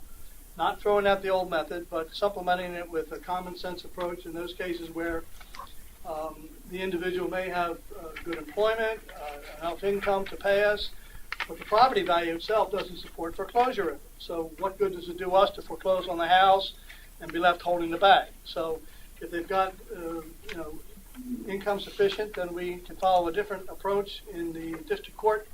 That, however, applies only to residents who are residents of Worcester County, delinquent members who reside in the county. Pete, let me ask a Yes, sir. question at this point. I don't mean to interrupt, but this would be a good time to ask the question, I think. Sure. Of Dave and Jim. This new additional step that is being taken, which is fine with me, do we not need to adjust FO4 to include that? No. We do not? I do not think so. Okay. Absolutely. Just raising a question. Absolutely not. Okay. Now, that's my opinion. Well, I was actually asking Dave, and Well, let me finish my report. I didn't wait on that. I'm asking the question. Okay, go ahead, Pete. Thank you. We also did discuss another tool is publishing the names. We as a group do not believe that is worthy of the effort, publishing the names of the delinquent members. And we note here in the report that it's been more than 20 years, I don't know exactly how many, but at least 20 years since the association last did that.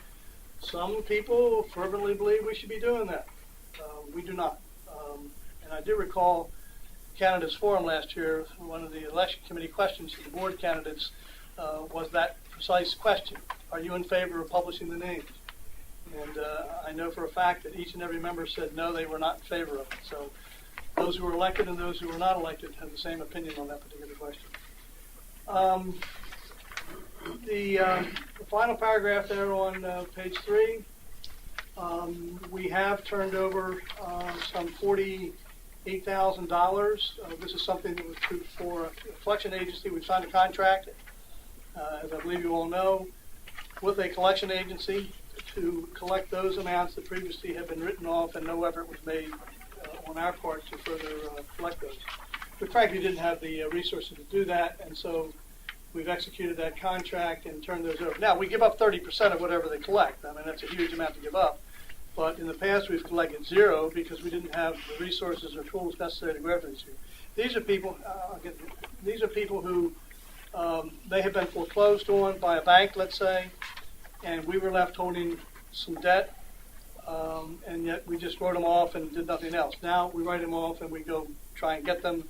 We're willing to give up 30 cents on the dollar in order to get something. We have not yet gotten any. We've turned over $48,000.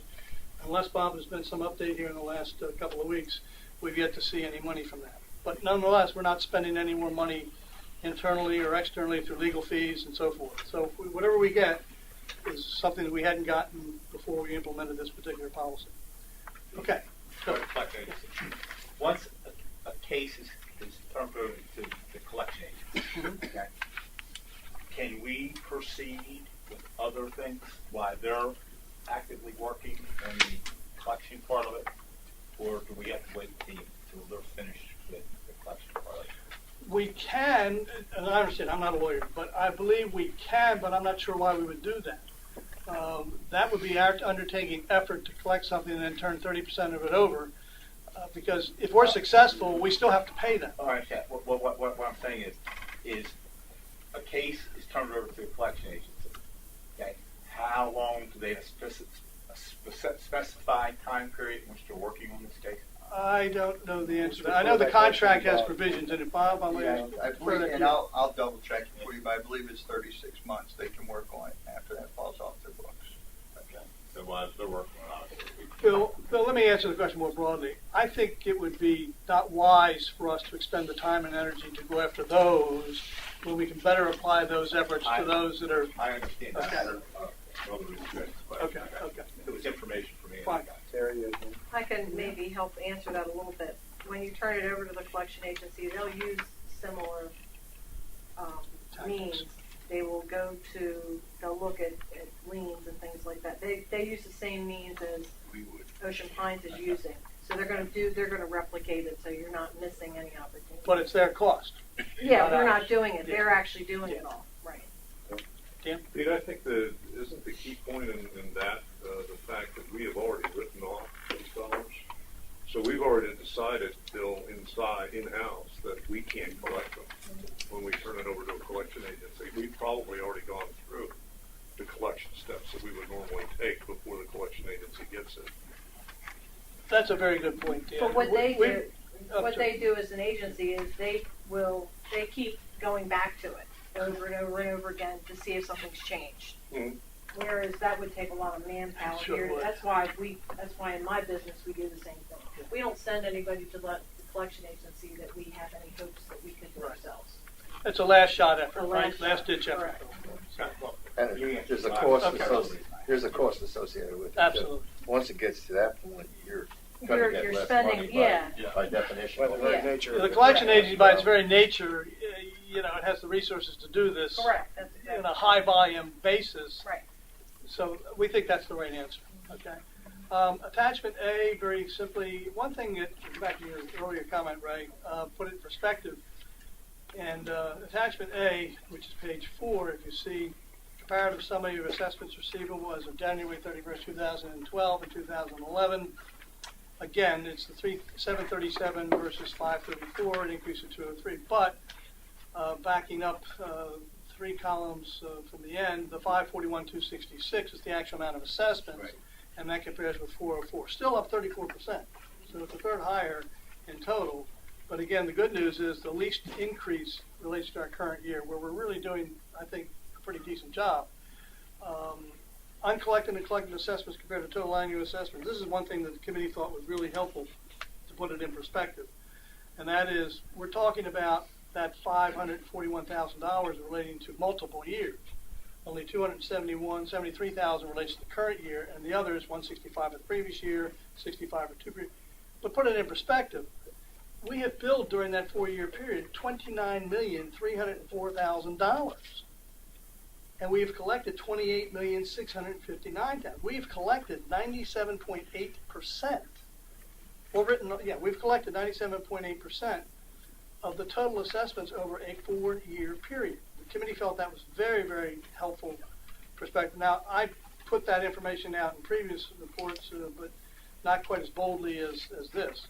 It's interesting that some of the press actually thought that was a pretty important thing to report on, and others didn't pay much attention to it. But in any event, it is 97.8% over a 4-year period. And we're still collecting, obviously, against those amounts. This is as of January 31st. Summary of status of the assessments, again, you see at the bottom part of page 4 there is very simply number of in bankruptcy process, number in foreclosure process, current plans. I've cited those statistics before. So I think with one final comment, I'll then answer any other questions. The final comment is, and I didn't mention it earlier, and that was the real estate market has a tremendous impact on what it is we're doing. It's one thing to be going after foreclosures in an environment where you can hope to walk away with some money at the end of the process.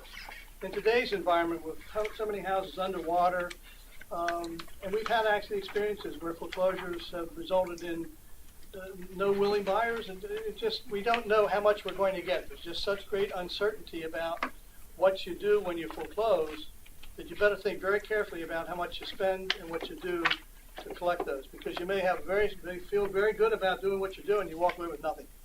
So that's the reality of today's current real estate market and what we're in. A quick update, somebody did ask me what have we collected about the current year's amounts, and we've actually collected so far this year through the end of February, 1 month later than you see here. We've collected $7,551,000 against $7,824,000 in assessments. We've collected 96.5% of our current year assessments this year. 96.5. And Ruth Ann reported to me as of today. She knew I was going to ask her an update on March since March 1. We've collected another $13,500 of the old stuff, even in the couple of weeks of this year. So that 96.5 is going to continue to increase as we go forward. So you can make your own judgments about whether this is good or bad. It stinks, it's good, whatever. I'm just laying out the facts for you. So I'll stop right there. I mean, yeah, I actually thought it was going to be the answer to a different question, but what have we, perhaps guess it's embedded in here, but what have we collected out of what was sold? I mean, how is, if you look at the total of what's owed at any given point in time. Now, how much have we collected over the last year as opposed to what was owed? Are you talking about current or what somebody may have owed for the last couple of years? No. I mean, we have a debt, okay, at a certain point in time, let's say the beginning of this year. How much have we collected of that debt? Okay, now I understand you're getting new debt as as you go along.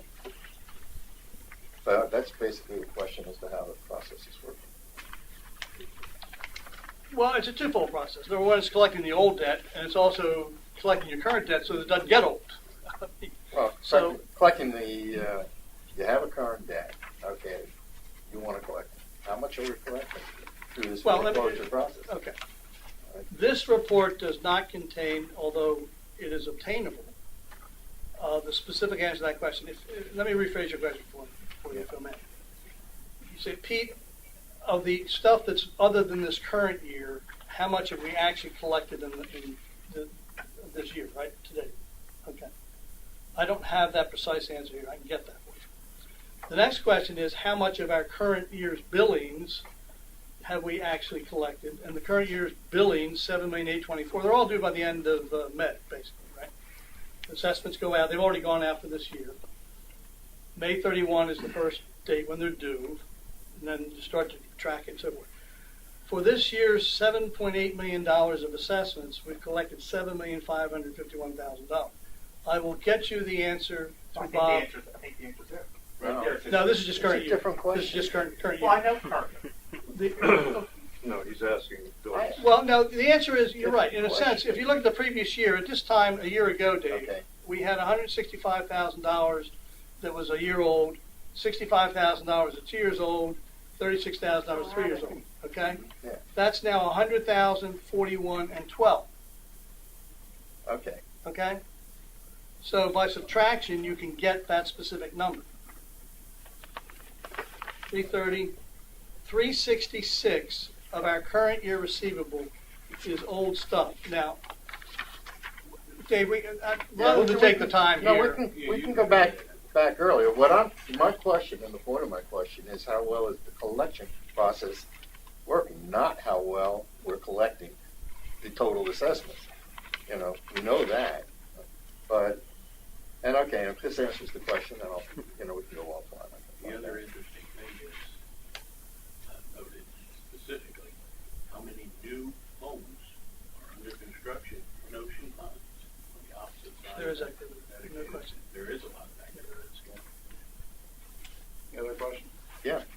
Anyway, a couple things. Well, first of all, this will solve the FO4 problem too. You asked that question, I asked that question, and I didn't give the answer. But a couple notes on this.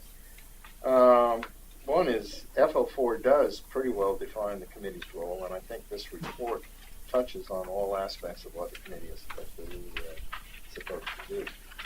So,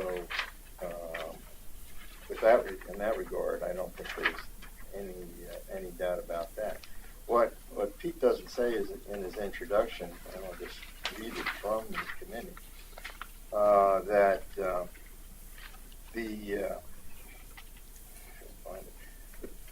purpose of the review is to determine in each case what additional steps should be taken to gain compliance, to provide an update to management and the board of directors on the overall assessment status, and to make recommendations to improve or change the policy.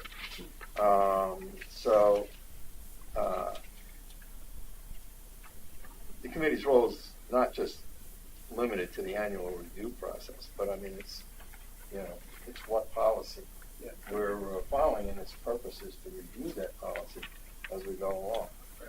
Now, Whoa, hang on.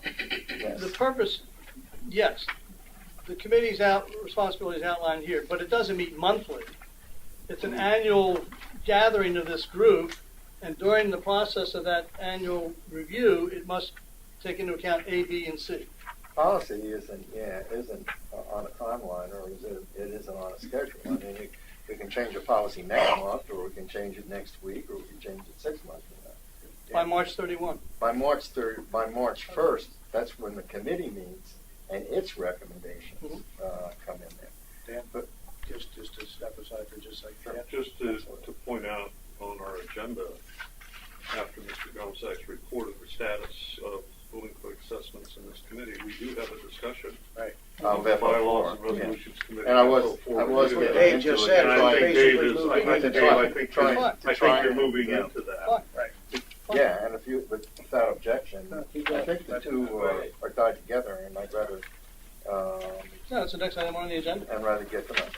Just a couple of You points. still got questions for me? Well, and I think they have to do with the overall collection policy, which is FO4, and which is referenced in here. I'm Just to make sure we don't miss any questions about the report. Are there any other questions about the report itself and the data that's in it? With that being said, we'll move on to the next part of the agenda. One final comment. Sure. Delinquent assessments is the title of FO4. And I think there is some, perhaps misunderstanding in some quarters about the foreclosure process according to FO4 only is applicable once the receivable is at least a year old. So FO4 sets forth at the bottom of page 1 and at the top of page 2 certain timelines by July 1, by August 1, etc. Okay. That all has to do with the current year. The foreclosure process is separate and distinct and relates to those that are a year older, a year or more older. So please understand that. Okay, Yeah, and thanks. and FO4 And it's signed by itself- Dave Stevens as president. Yeah, quite right. And it's very clear that this focused on the foreclosure process. Right. Now, with regard to I'm done. which I'm happy to see that, Bob listened to my suggestion and that we're considering at least doing something earlier than the foreclosure process. I just want to point out that the real rationale for doing that is, in my mind, is to be able to attack the problem. Never mind the overall status. Somebody owes us $750,000 or thereabouts. And the idea of doing it, through the court system, through the circuit court system, is to, in those cases which are applicable, as a practical matter, you do have to be a resident of Ocean Pines. Is Worcester to County. make it Worcester County. Worcester County. You do have to move faster. The purpose is to not allow or not go through the amount of time that it takes for foreclosure, which Pete says is getting more difficult, but to get the cases earlier in the processes. Okay.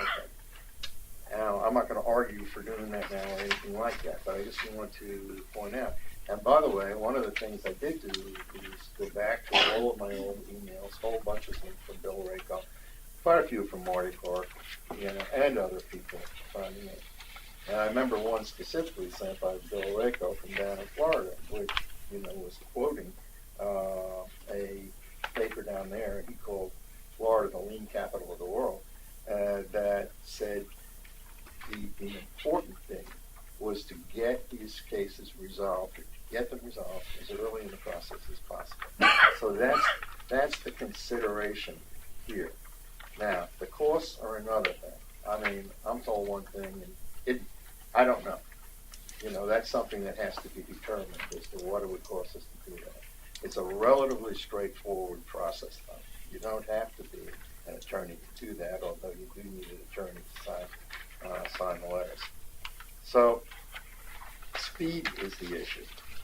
The other thing that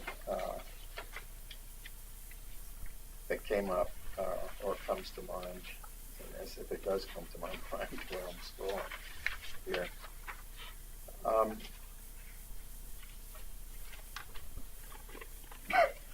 in terms of revising FO4, could be revised to take away the total focus on the foreclosure process. I don't think it's absolutely necessary, though, as Dan said. I mean, certainly, if you look at FO4, which is basically quoting the charter, in fact, that in itself says sue and basically use all means to be able to do it. So that's not.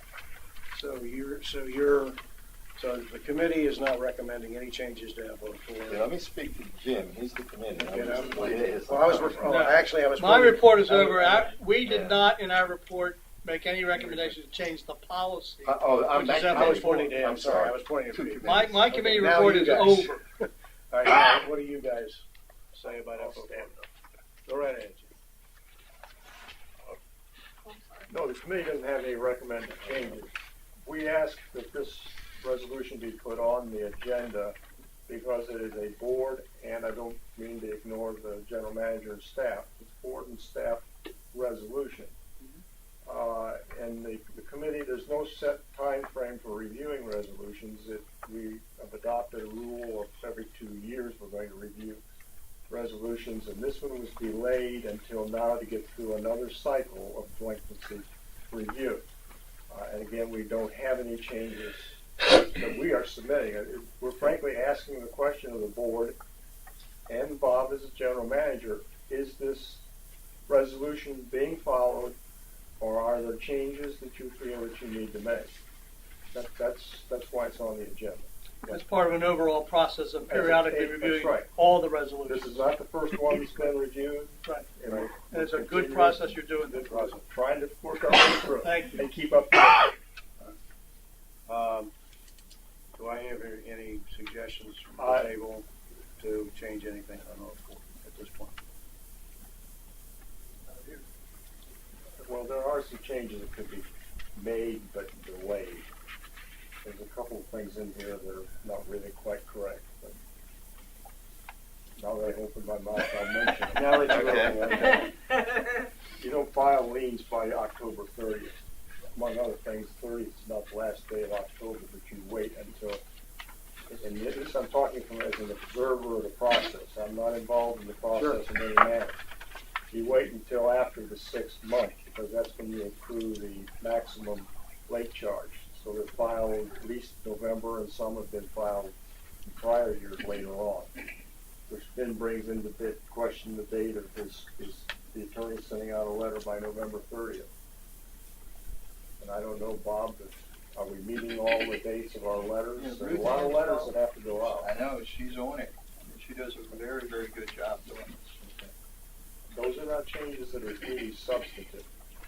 We keep a record of what has to be, not what has to be done, but what the review says. And in some future date, if a needed amendment comes up, we have a record of what needs to be put in. But those are the only. I thought that was a conscious decision to avoid Halloween. Okay. Right. Thank you. Yeah, one other thing. Yes, sir. Relative, not necessarily to FO4, but just to point out as a historical note, I mean, I was part of the discussions, obviously, that talked about publishing names. Okay. I voted against it, and I didn't think it was, I mean, basically, it seemed to me to be punitive in nature. To no good end. To no good end. But there is another reason, and it ought to be, everybody ought to be conscious of it.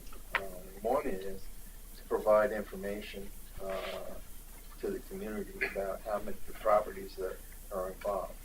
I've since then seen the numbers of cases. I have one right in my briefcase where the report, the community newsletter, contains the listing, not of the names, but of the properties that are delinquent and the amount that they're delinquent for. I think this is a relatively, I suspect at least it's a relatively common practice among communities to do that. And if you're only filing the names, one of the issues that came up, and this is Joe Moore had weighed in on this, and basically said, look, you can't kind of cherry pick the names you want, the names you don't want.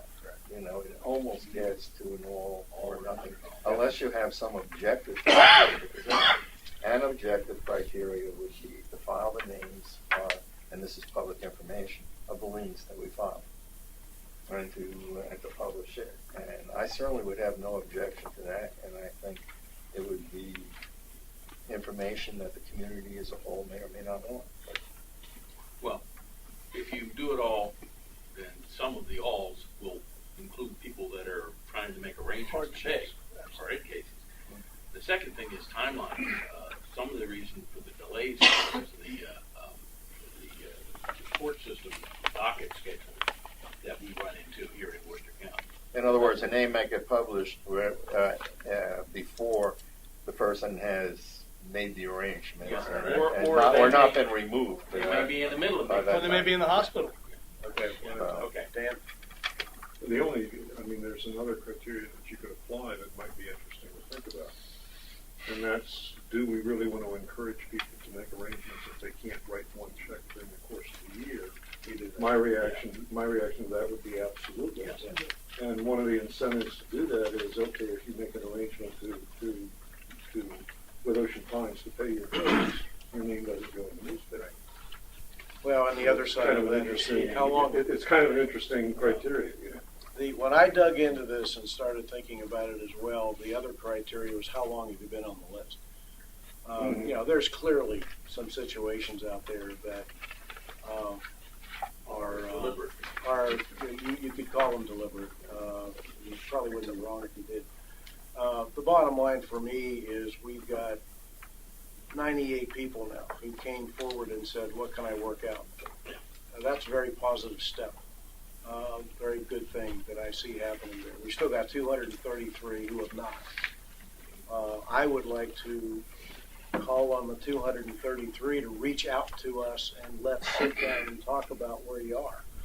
Our objective is not to end up in court and putting liens and foreclosures and things. So it's a good sign that we've got 98 of them now trying to work with us. We've still got 233, if I remember the numbers on the floor right now, that I'd still like to see come forward.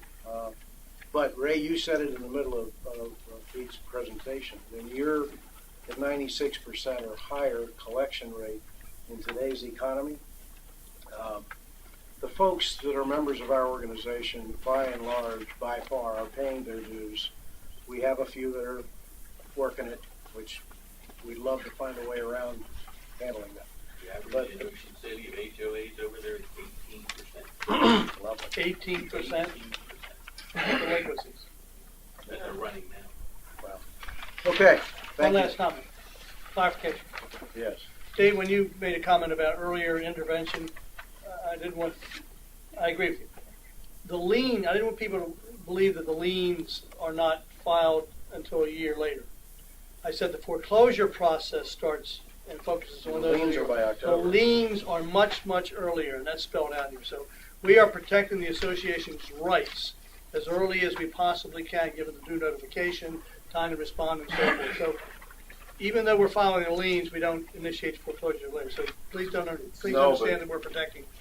Yeah, I understand that, Pete, and you're correct. That wasn't for you, it was for others. Absolutely correct. But for others that may not understand what we're even talking about in terms of going to the circuit court, what this does is give you an available avenue to go after the assets of the individual. Right. Not just the house, which Right. is sort of the most draconian thing. Absolutely. But the car, the salary, and a whole Absolutely. bunch of other things. Absolutely. And to get an earlier judgment, which would allow you to Yep. proceed there. So, yeah, I mean, Another arrow in the quiver. well, it could be a very useful. Well, I just Okay. think I at just this want to point, clarify at this point, we have a process that is being followed. We have added steps due to good suggestions made by people, both in the public and around the table, of what we might do in addition to that. And I personally am comfortable that this process is being managed. And again, I call on the 233 people to come forward and let's talk. Let's figure out what we can do here. Our intent is not to end up in court with anybody, hopefully. And in conclusion, No, you're done. You're done. $200,000 of our we've received so far, the dues that just went out for this next coming year, $200,000 already been collected. People are prepaying it. Thank you. Okay, public comment. Joe. Joe Reynolds, 84 Watertown Road. Joe, let me ask you quick, just before you get started here. How many people are going to want to speak today? How many people are going to want to speak today? 1, 2, 3, 4. Okay, I just want to, so I can manage the time here a little bit. Okay, go ahead, Joe. First item is the change in the meeting time and the location. The location is not, well, causes problems like we see in this room today, but the time, it shows an inconsideration for association members who plan on attending meetings to change the time of the meeting with just 1 or 2 notice, and most people, even if they probably never heard about the change.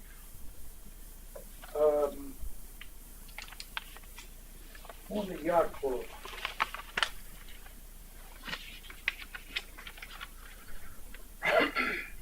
I've had a number of people on my forum over the last couple, 3 months talk about how business at the bar is 3 deep, difficult getting a table at time, and we're doing a booming bid. And yet, in January we lost $40,000, and in February we apparently lost another $32,000. My question to this board of directors is a fiduciary one. If it is indeed true that we have people 3 deep at the bar and difficulty at times getting tables and we're selling a lot more stuff, why are we losing so much money? I think any normal businessman would be saying, what the heck is going on here? And I don't see this board doing that. I think the board, quite frankly, if I were the one who could make the decision, the first thing I would do was I'd hire somebody independent to come in and look at what's going on over there. Something's wrong. The addition of legal matters. Do the members of the board of directors know what the legal matter is? No, they do not. They do not. Do not. Very interesting, because I think you have to vote to go into closed session. But you don't even know what you're going into closed session for. In the past, the board has actually voted to say that if the legal matter is one that can be described in a generic way, we'll do so, so long as it does not harm in any way the association. And there have been past discussions where things have come up that board members themselves have said, since they knew what it was, in this case, you don't even know what it is. In the past, board members have said, oh, wait a minute, this may not be a topic, and you discussed it, and you then did it in open. So it's just one more thing in the loss of transparency that's been going on around here the last couple of years. With regard to Mr. Burbage's proposal, if you'll recall, this board of directors spent a great deal of time and effort on a one-way street down there going to the yacht club. I think you held a couple of public hearings. We got community input. There was a lot of input at meetings, if not public hearings. The people on King Richard Road in that general area, I believe, deserve to have the same amount of time and effort put into what could be a very changing thing for their neighborhood. That's right. Very changing thing for this neighborhood. King Richard Road, Dan mentioned about the width of the street. King Richard Road, I don't think can be widened. And any traffic in or out of there, you're going to start running a lot more traffic. People going into Ocean Pines through King Richard Road if they're coming from shopping areas, because most of the traffic is to the south. So there are a lot of considerations there. And I would I think this board needs to discuss this with the community before you just go and issue a blanket statement that you approve a change in zoning that could impact our association members. Next to last item. Opening the bids is apparently in private. Is that correct? When the bids come back from the... Which bids? The bids for the yacht club proposal. I haven't said it one way, they haven't sent anything out for bids yet. You just gave a time schedule here earlier, and you gave a timeline, and you said bids would be due back on such a date. Will those bids be opened in public? Simple question. A simple answer, no intent one way or the other at this point. Is there an issue with it? Yeah, I believe they ought to be opened in public. because you believe it doesn't make it law. So law doesn't say it need to. I'm expressing the opinion of the Okay. association. I mean, I'll certainly consider it, sure. That's all I'm expressing here, Bob. You don't have to get snotty over that. I'm expressing my opinion. I'm answering your Okay. question.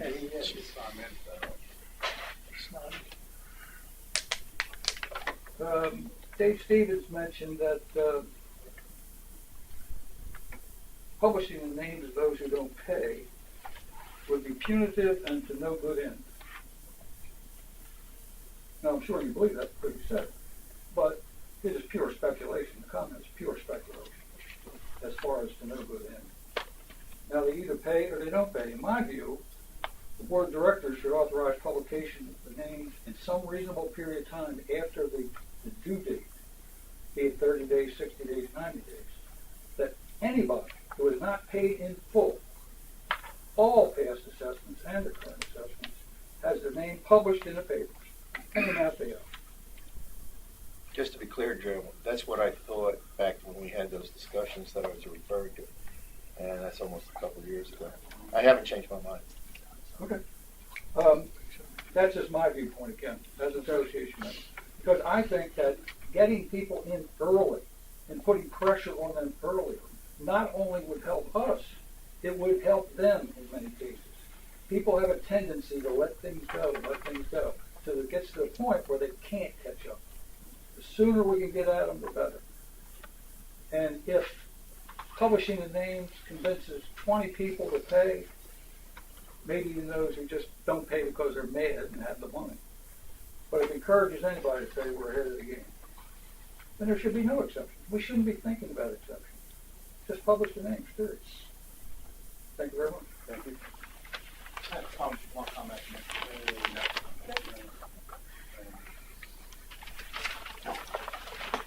Ernie Artist, 37 Quarterstaff Place. I'm here today to encourage everybody to go down to Pocomoke City. Tell your friends to live here. The city down there is building a bar and restaurant for $800,000. Finished price. It's going to seat 140 people. It's using the same engineering firm that our group of leaders are talking about using, okay? It's a beautiful building. It's sitting right down there by the on the river.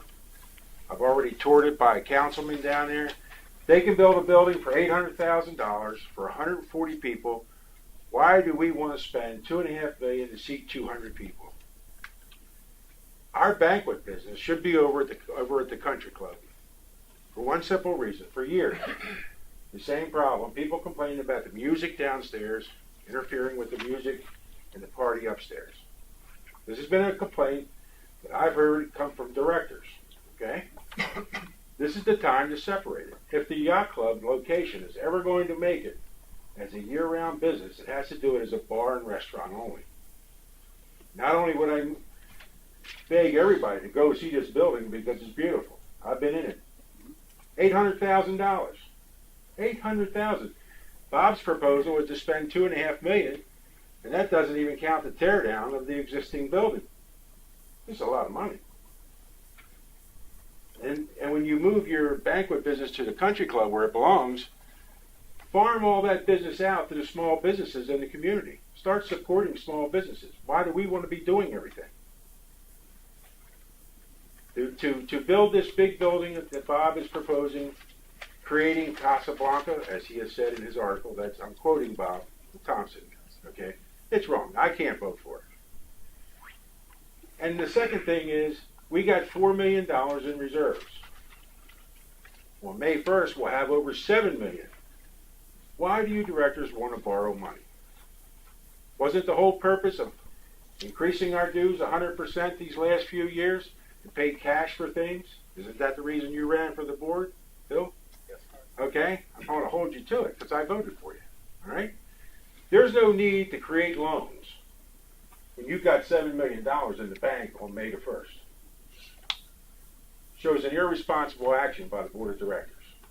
Because whether you 7 people like it or not, you're the boss of this community. Everybody works for the board of directors. And you're our leaders. You make the decisions what happens, right or wrong. No matter who works here. Somebody screws up, it falls back to this table. So I urge everybody to go down, look at this bar and restaurant. This truly is all we need here. They can build it for $800,000. We can too. It's the same engineering firm. That's what I have to say. No loans. Build a building that makes sense. Not build two buildings that recreate bars and restaurants, recreate banquet rooms that aren't needed. Thank you. One of you, sir. You have one? All right. I got something to say, and I want nobody to interfere with me. Then I get nervous, okay? And I want to talk a little bit longer. Okay, Olaf O Street, 12th floor guy. And Bob, I got something to say to you, if you like it or not. I have spoken to you for the last 2.5 years. I was many times in your office. And I have protected you for 2.5 years. I cannot more do it. You have disappointed me. The first thing I told you last time, twice on the meetings, you would not let me speak, okay? The last one, I asked you a question, and you refused to answer. You spoke an hour and a half, and gave us 30 minutes to report.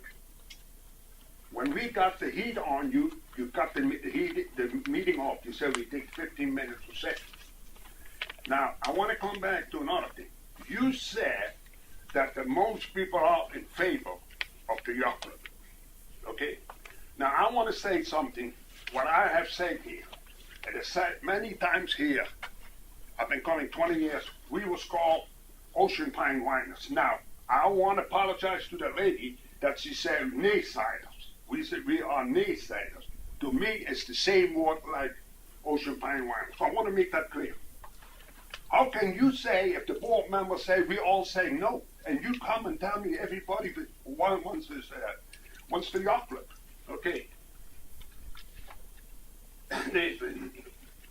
You talking about the yacht club?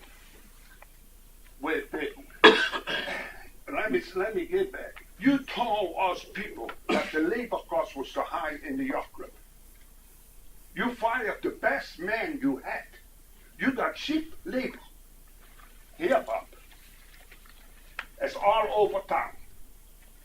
Mr. Townsend wants to save money. Filthy people. Filthy people, Bob. Look here. That is a school. The people got a net on, gloves. This guy probably got a drip on his nose that fell on the damaged steak. Dead wrong. Wait a minute, let me talk. All right, let me talk. Okay. I got here a paper that is from you, the inspection from the yacht club. But you told us all what was wrong. On page 8 from 20, the man said the ceiling and the surface and everything in the kitchen would not even pass inspection.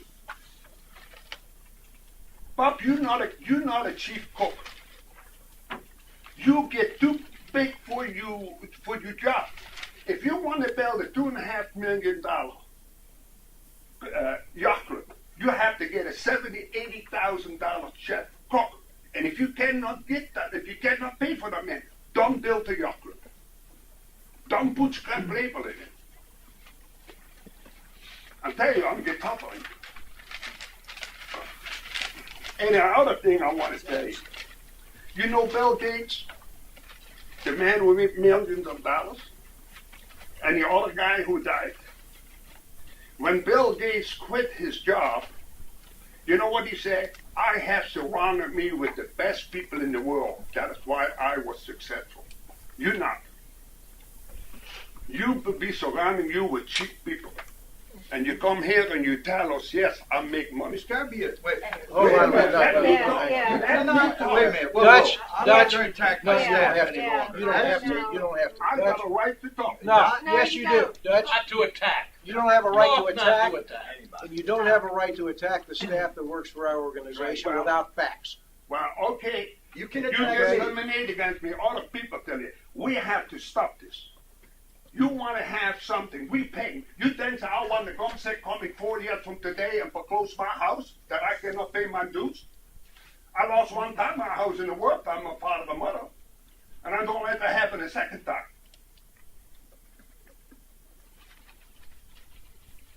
Here's another thing.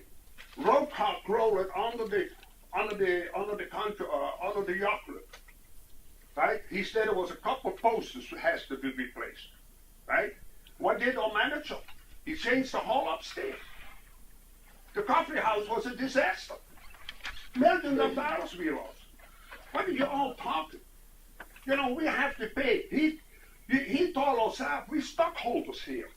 We got a right to speak up. If I heard him, he's supposed to know that those other people and other ones too. You cannot tell me that.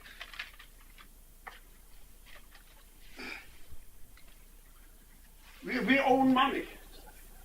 Right? Like this man say.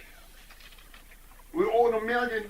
We spent $100,000 out probably on the lawyers. I told you people, you're not going to beat the IRS.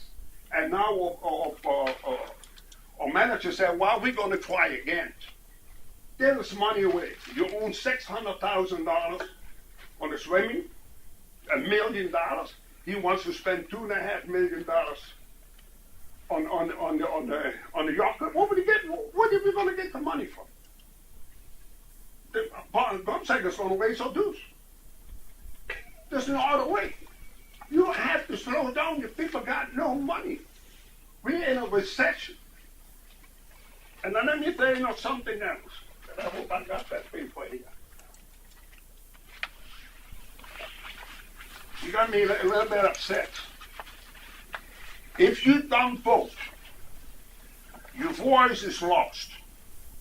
You have to let the people know that they are not going to step on you. You have to be powerful. And that's what I am is. I have not say, I told him I was going to talk about him. I have protected that man for 2.5 years. You know, I asked him, okay, why did he walk up and down in the board meeting? That's what he did with the town meeting. He cannot look us in the eyes. Wait a minute, what he tells me, I'm going to control every board. I control the board too. This man is controlling you people. That's all I got to say. But I want to say something. I had a little cabin up on the mountain. And there was a guy next door from me. He had a pig farm. And Reinhard was a good friend of me. When I wanted to go in a pig farm, I had to sterilize me completely. That pig farm was cleaner than all yacht club. Any other comments? Gene Ringstorff, 2 Carriage Lane. Normally I come up to make a comment about managing depreciation of reserves, and it generally has a Lunesta type effect on everybody. And I try to do it at a night meeting so you can go home rested. But today I'm actually here to give a couple of employees of Ocean Pines a compliment. Through November, starting at Thanksgiving week in November through, I guess, the beginning of February, our area where I live on the water, all the bulkhead was replaced. And then the Ocean Pines crew, particularly a gentleman named Noby, I apologize, I don't know his last name. My wife and I have personally called Eddie Wells to compliment his crew and Noby in particular, because they literally transformed our property in the back where the old bulkhead was to something that is really nice. We are so pleased with the results. I want this board to know, I want Noby to be recognized. I asked Eddie to do it and all his crew, because they did a wonderful job. They were very accommodating, and if you know me, they stood there and answered 112 questions I had very patiently, and that my wife and I are ecstatic with the job they did. When do you get the surcharge this year's assessment? I will be back to talk about reserve. Also, likewise, I know they're not your employees, but they're your contractor. The crew of Dean Fisher and his crew, and they've been together, from what I've gathered, for quite a number of years. They were another very accommodating, with everybody in our neighborhood. They were really professional in their responses to us, and they did a great job also. Now, on the minus side of this, I am 18 inches closer to that boat ramp now. There you go. Thank you very much. Thank you, Gene. Not your house. Well, my lady. Yes, ma'am. Name and okay, we're getting double teamed here. Time's Name and address for both, please. Name and Lynn address for Sika and Marcy Mitchell. We're here to ask for your help, I guess, in a bizarre kind of way. We're kind of going into uncharted waters, and we were here this morning for the 9 o'clock meeting, but we missed it. We're over and done. So anyway, we came back for this afternoon, and we had a moment. Bob Thompson was kind enough to give us a few minutes of his time, and I don't know how to handle this except to say we have an issue on our block. I live at 56 Bramblewood. And we're 55. And we have a neighbor, immediate neighbor, and there has been a serious problem with a band. We have been listening to terribly invasive, needless to say, not hard rock, whatever music. And it's gotten to the point where it's just out of control. For a while, she's got 20 years in, I'll let her explain that to you. It was just drums. And now it's turned into the son and his friends have a band with amplifier systems. It is just absolutely horrific. I don't know what to say to any of you, except if you came to spend a night with us, right, and had to listen to this, we have people come and go all the time and say, how do you deal with this? And it's kind of like, we don't know what to do. We have bothered the police for 2 years. We call, we complain, it's out of their jurisdiction. So finally, we don't know what to do. It's just horrible, it's hateful. It's like living next to a bar, white trash, whatever you want to call it. It's actually 52 Bramblewood. And Bob was kind enough to do a lot of research. We think an awful lot of Bob Thompson, and you were very helpful today. So we aren't sure what to do, except that we don't speak to our neighbor, obviously. It's really bad. I mean, on my part, it's been going on for over 20 years, because first the father played the drums, and he played the drums from 8 o'clock in the morning to 11 o'clock at night. It was all day long, but we were working, so it didn't bother us as much. And he would wear earphones with his music, and you would just hear the drumming all the time.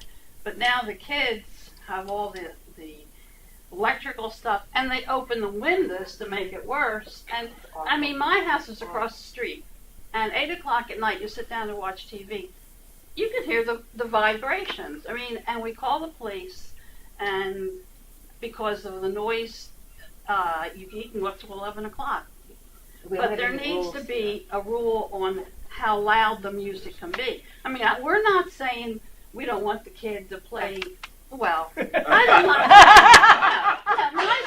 My son, growing up, played in a band, and my whole thing was you have half an hour, that you can practice. And I was so concerned about the neighbors. I mean, that's my whole thing. There's no consideration about the neighbors here, with the band. I mean, they come, they bring their cars, they park in other people's driveways, go in there, and then it's a real tragedy situation. Yeah, and they're just, And Mr. Thompson had some suggestions. You've done some research. So is that what you wanted us to come back later for? After we figured we just wanted to be on the records. We wanted people to be aware of this. Can we ask for Bob's? Yeah, please. Don't leave us hanging. You can. The answer would be right now, the county ordinances don't allow, there's not an enforcement issue. You are correct when we say that. However, you are, as a homeowner, allowed to petition to the commissioner at the court. It's actually district court for what's called disorderly house charge. and that can be brought by neighborhood. Very peculiar title, isn't it? Well, I looked it up. I mean, it has it's a lot of ramifications there. Well, Don't go there. I'm not going to tell you what it was originally written for. I did find that out. It I wasn't can for this imagine. case, okay? But it does pertain, I think it does hold jurisdiction in your particular case. Again, I'm not an attorney. Please, I don't want to say Bob's giving legal advice, but you can, and there's steps you have to follow to make that occur. First of which is to get the neighboring, families, homeowners together to send a certified letter to the current homeowner of the property with your concerns. We have to spelled do that? Yes, The ma'am. neighborhood? No, yes, ma'am. Through the court? No, ma'am. Hear me out. You have to as individuals, but you all need to sign the petition or the He'll letter. tear it up. It will just go right over this. Give it. I'm The giving more you. people you get, the more people you Yeah, get I on board don't have with a you. lot of people, that's the No, other that's fine, issue. but here, so Whatever. the step is, you send the letter certified, so someone signs for it. At that point, if it continues with the issue, you call our police department. And it doesn't matter if you call them 10, 15, 20 times, you call them, they will come out. It becomes a nuisance issue.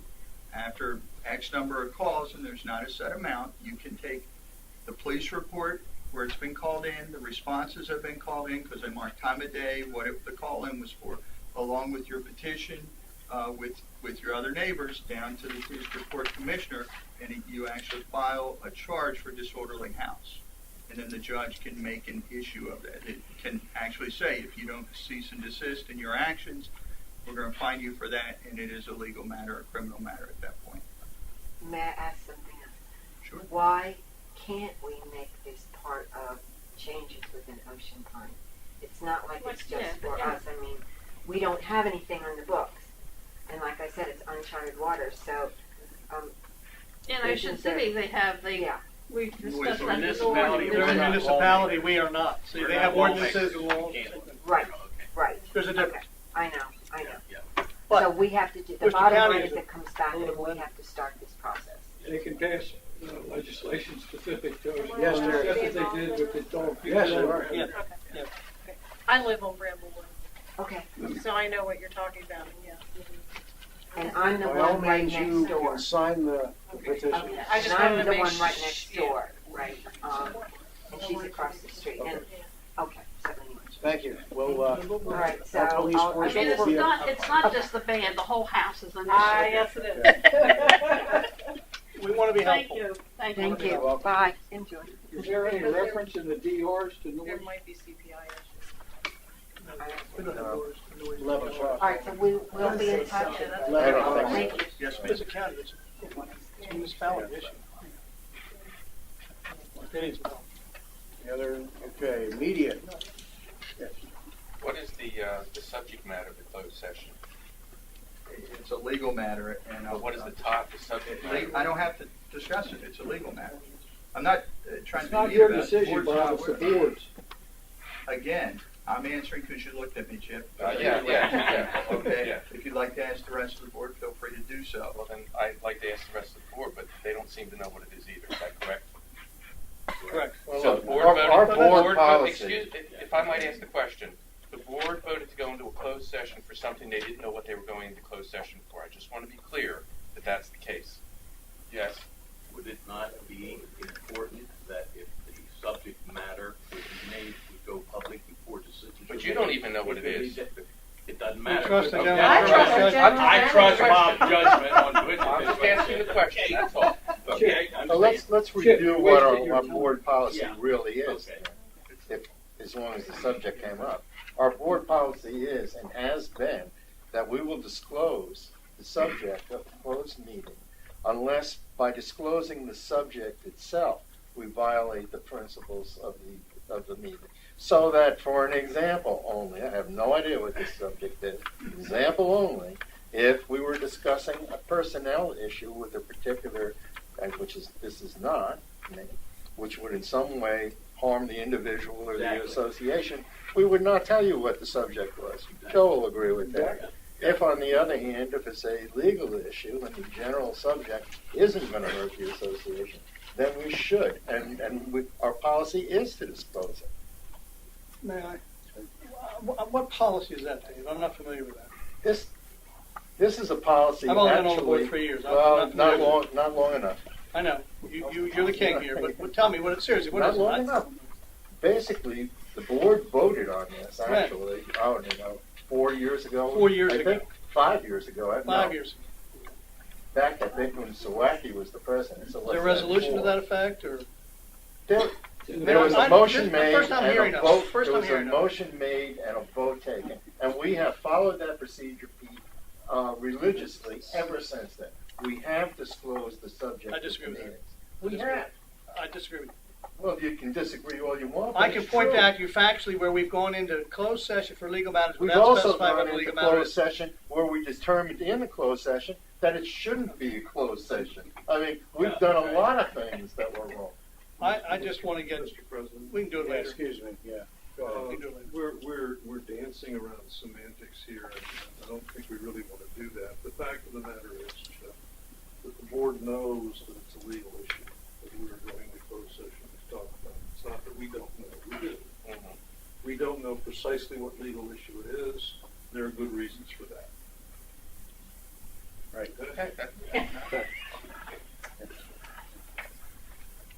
Okay. Another question? I wanted to ask one question, okay? Why we in August, I forgot that, I got a little bit upset. Why we put not on the referendum first to ask the people the question of the one Ocean trying to stay in the food business? Just two questions, yes or no, no influence. And forget the young people. Let the people decide. We have to change this, Terry. I'm sorry that I was wrong, but we have to change it. The people are hurting, and we're spending too much money. I ask you that, as a person. Okay. Ask for that. Yes. This is press, is it not? Did you say that there will be some discussion about ramifications of the IRS case, some policy? Well, we have information that we need to get back from our lawyers, and then we will be having a special session of the board. No more discussion. Not today, no. Because they're still gathering what all the options are and what that is. That is. Okay. The bill, I'm going to move past the pending action list and get to the Veterans Memorial. That's okay? Yeah. Okay. Terry? I think everybody has copies of it now. At the Natural Assets Committee, Environmental Committee meeting, I think it was 2 meetings ago, there was a discussion about the changing of the name of the Southgate Pond. And we have already done that. We voted on that, changed it to the Veterans Memorial Lake. The Environmental Committee talked a little bit about the fact that it really is not a lake.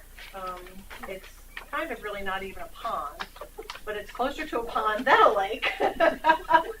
And in addition to that, and probably more importantly than that, that area has been recently signed with grant money. There's now signage, and the signage does say Southgate Pond. But also that a lot of people have commented that Southgate Pond is used as a geographical reference. So people will say Northgate, or they'll say, Southgate Pond. The committee also really wanted to continue honoring the veterans in that area. And they thought that while it was really nice, it was a good gesture to do the lake, they actually wanted to go bigger. And the suggestion was made, and Judy actually put a letter together suggesting that we call the area Veterans Memorial Park. That would also be a good geographical reference for people, and then we could maintain the Southgate Pond name. But it becomes more inclusive of the area where the memorial actually sits. They also discussed that bodies of water being named for things is not highly usual. But I think more importantly, the geographical reference, and then being able to offer the Veterans Memorial a larger part of Ocean Pines, with which, since a lot of things happen in that area anyway, and designated as park. So Why don't you read your motion and then So I we'll did, go yeah, into okay, discussion. so, okay. Be it resolved that the Board of Directors hereby approves the renaming of the entire area encompassing the Veterans Memorial, including the pool, pond, and circular pathways around the pond, as Veterans Memorial Park, and return the pond to its original designation as Southgate Pond. Members of the Environmental and Natural Assets Advisory Committee, while recognizing the noble intention of the renaming of the Southgate Pond to Veterans Memorial Lake, would like to state that from a scientific perspective, the term lake is not correctly stated. Historically, and as a matter of geographic reference for residents and visitors, that body of water has been and is known as the Southgate Pond, with recently installed grant-funded signage stating such. The entire area encompassing the Veterans Memorial, including the pool, pond, and circular pathways around the pond, can be viewed as a unified special segment of Ocean Pines. By naming it Veterans Memorial Park and return the pond to its original designation as Southgate Pond, it can create an even grander, more enduring gesture towards honoring the veterans, and suggests to all that we should be good stewards of the memorial, the pond, land, plant, and wildlife. This does not in any way change or affect the name of the Worcester County Veterans Memorial at Ocean Pines. Discussion. Second. Okay. Thank you. Second on motion. Discussion. Yes, sir. And Terry and I talked a little bit about this issue, but I want to make sure that it's Figured you might. out. That is, we have a phenomenon in this part of the world called the Coastal Bays Act. And the Coastal Bays Act defines 3 or 4 different types of property within it, and literally has lines drawn on maps down at the county setting apart these different types of property. One of them is a totally restricted zone where absolutely no development is authorized. And quite frankly, the South Pond at this point in time, if I recall correctly, is part of that restricted zone, but it literally goes around the banks of the pond. The concern I would have on this issue is that by naming the whole area, and I believe we're talking about from Capitol Road Extended on one boundary to Ocean Parkway on one boundary to Manklin Creek Road on one boundary to 589 on one boundary is really the area that That's we're how I talking about understand it. renaming it.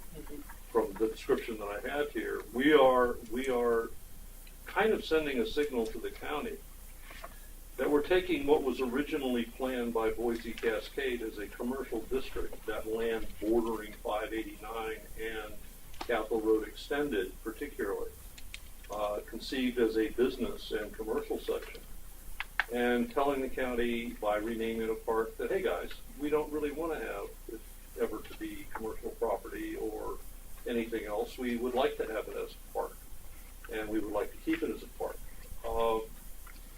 The reason this becomes kind of serious and not just a joke is the fact that if the county then redraws their maps, it puts a significant amount of acreage out there for developers to use as mediation acreage for higher density development in some other areas within the county. That's how the Coastal Bays Act works.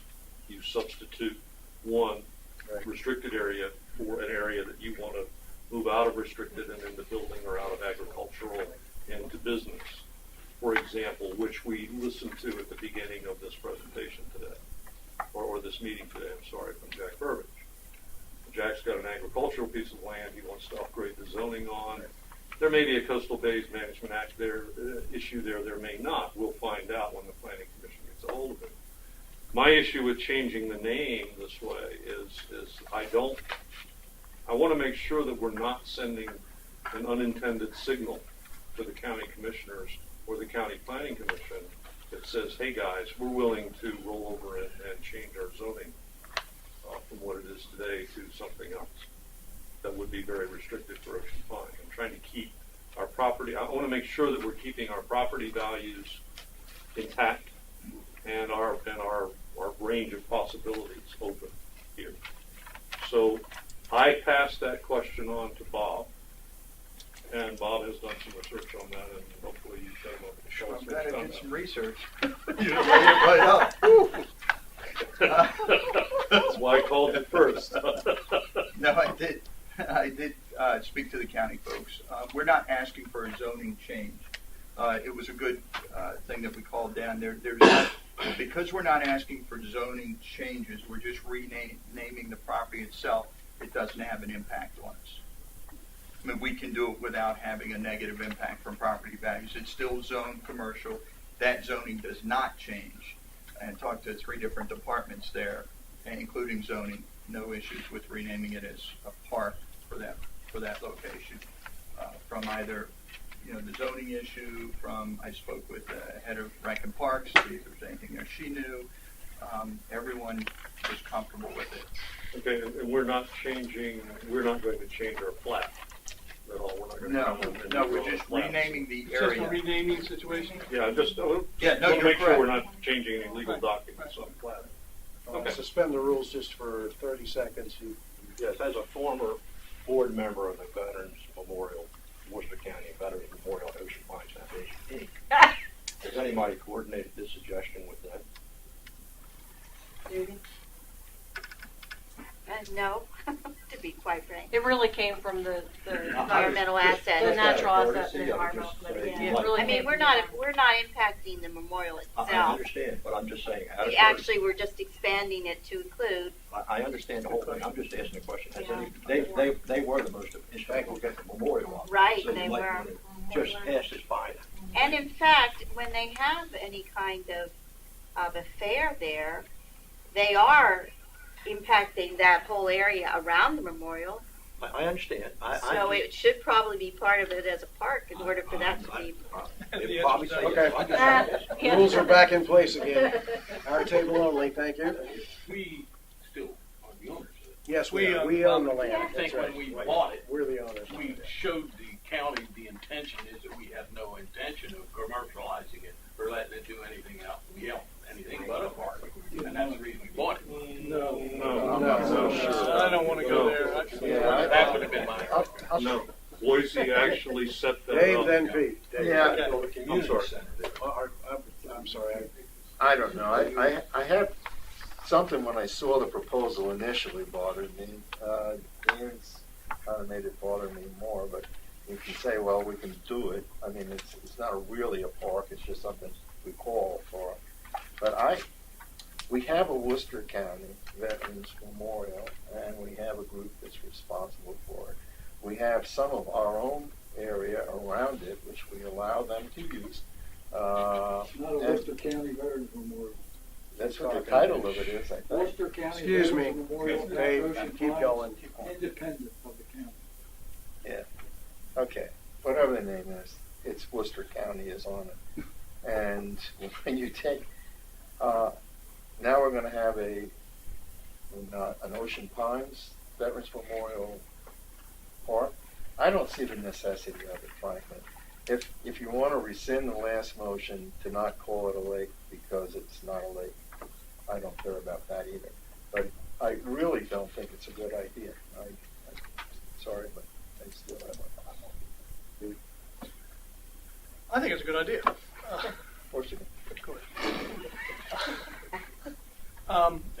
One of the practicalities, if I may, Terry Moore, in your write-up you mentioned that signage has already been obtained with the assistance of grant funding, right? I remember I raised, even at the initial, Dan, a great idea on your part, but I remember raising the question, is it really a pond or a lake at the time it was introduced, right? You did ask that. And we all rushed to judgment and got it done. I didn't oppose it, but I remember thinking to myself, I don't think that's really qualified as a lake. So it made sense to me when I got Terry's submission. And your comments here a moment ago about concerns about zoning and all that, it makes a lot of sense too, and I'm happy to have Bob report. Anyway, it does make sense to me, and the practical effect is that we, as Terry I think has pointed out, both written and here verbally, that it is a point of reference, geographic reference. We refer to the south gate, the south pond, okay? The added fact is that signage has been prepared with the use of grant funds, and that would no longer be, it seems to me that honoring the veterans in a more significant way than just the pond and getting the pond description right. So I think all in all it makes sense. If there's some certain concerns to be addressed or people to get input from or whatever between now and the next meeting, that'd be fine. But The proposal makes sense to me, and I can't imagine the veterans would object to it because it's given a broader. And Dan, I don't know where you stand on it, you just got the feedback, I gather, here moments ago. We all got it at the same time, so I don't know whether it's fair to ask you for a response to that yet, but your concern is a legitimate one, and I think he's answered it. Well, if we need more time, that's fine, but it seems to me it's a good idea. Pete, I don't have a problem with what Bob's saying, okay? I do have a problem with having spent 6 going on 7 years now, with a little space in between there, thank goodness, working with Worcester County and working with the Board of Zoning and Zoning Appeals and things like that, and without intending any insult to anybody who works for the county or is elected by the county or by us to the county, life can get a little quirky down there in terms of what happens based upon what they hear and what they see. In other words, my concern sprang up out of just experience. It says, man, you call it a park. And lo and behold, somebody down there on the planning commission is going to say, well, they wanted a park. We'll take care of that for them. We'll make it a park. But God bless you if you ever try to go back and change that park designation to something that's commercially more viable. I think the only comment that I've heard today that I think really makes a lot of sense, and I think you might agree too, is it would be worthwhile, I think, to postpone this vote for one meeting and have the Worcester County Veterans Memorial Committee comment on what they feel about it, and if they agree with it, then we should just cleanly vote. We have an opinion on the. Yep, absolutely. Terry, if you're okay with that, I'm going to table this motion till the next meeting. Just one more suggestion. Sure. Think about whether or not it would have an impact of calling this Ocean Pines Veterans Memorial Park. Is another concern I have. To call it Ocean Pines? Ocean Pines. You attack that on the line, Ocean Pines Veterans Memorial Park, if that would be an example. And that would take the other concern I have, which is Veterans Memorial Park is, all of a sudden not necessarily identified with us. Ocean Pines, that's a good thing. And I agree with it. no, don't. Yeah. Come on. No, it's a good thing. All right, I disagree with you. All right, I'll take it back. we are tabling this motion till the next meeting for obvious. Good input, good discussion. Thank you very much. You're welcome. Bill, we are going to go through the objectives. I think that would be good. Okay. Okay. The objectives are at the second half of the PAL list and the action list. Just a little history. We developed these objectives in September. We're now approximately 6 months or halfway through the Board of Directors year. So it's time for us to look at these and review them and to see where we are with them, if we've accomplished any to date, or working on any to date, or with the thoughts on any of the 4 that we have. So unless someone has another idea, I'll just go through each one and throw it out there and see what we have to say about it. Okay, the first one was to review and approve the general manager's long-term facilities plan to include the means to finance the plan.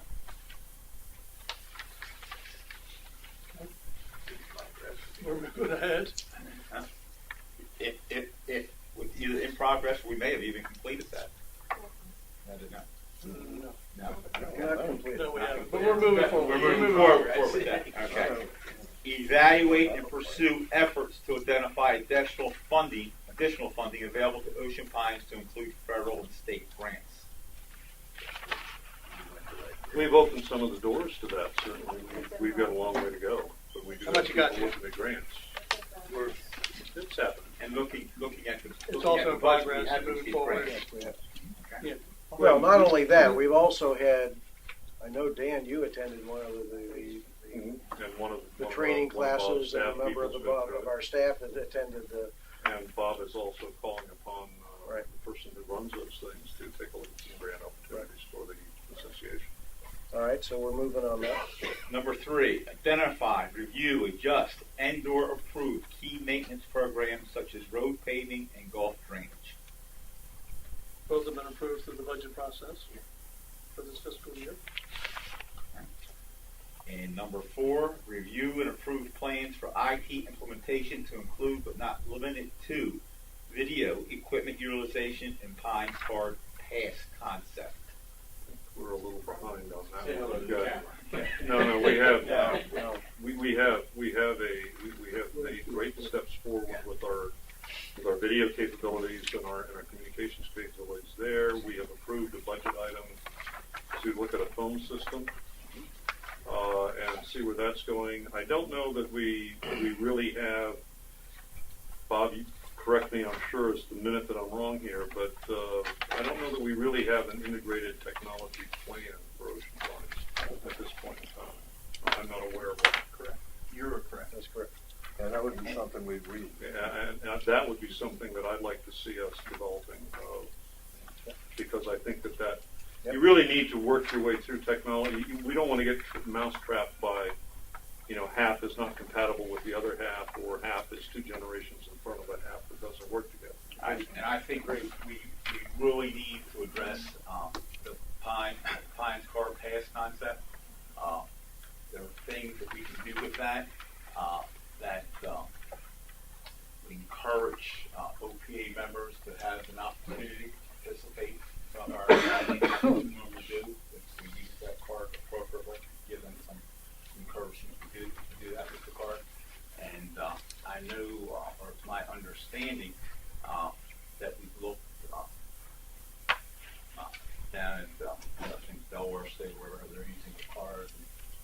But we need to start developing closure on this of what we're going to do. With it. In fact, with all 4 of these things, I think we need to start developing some closure and some specificity as exactly where we're going with them and what we're going to do and where we're going.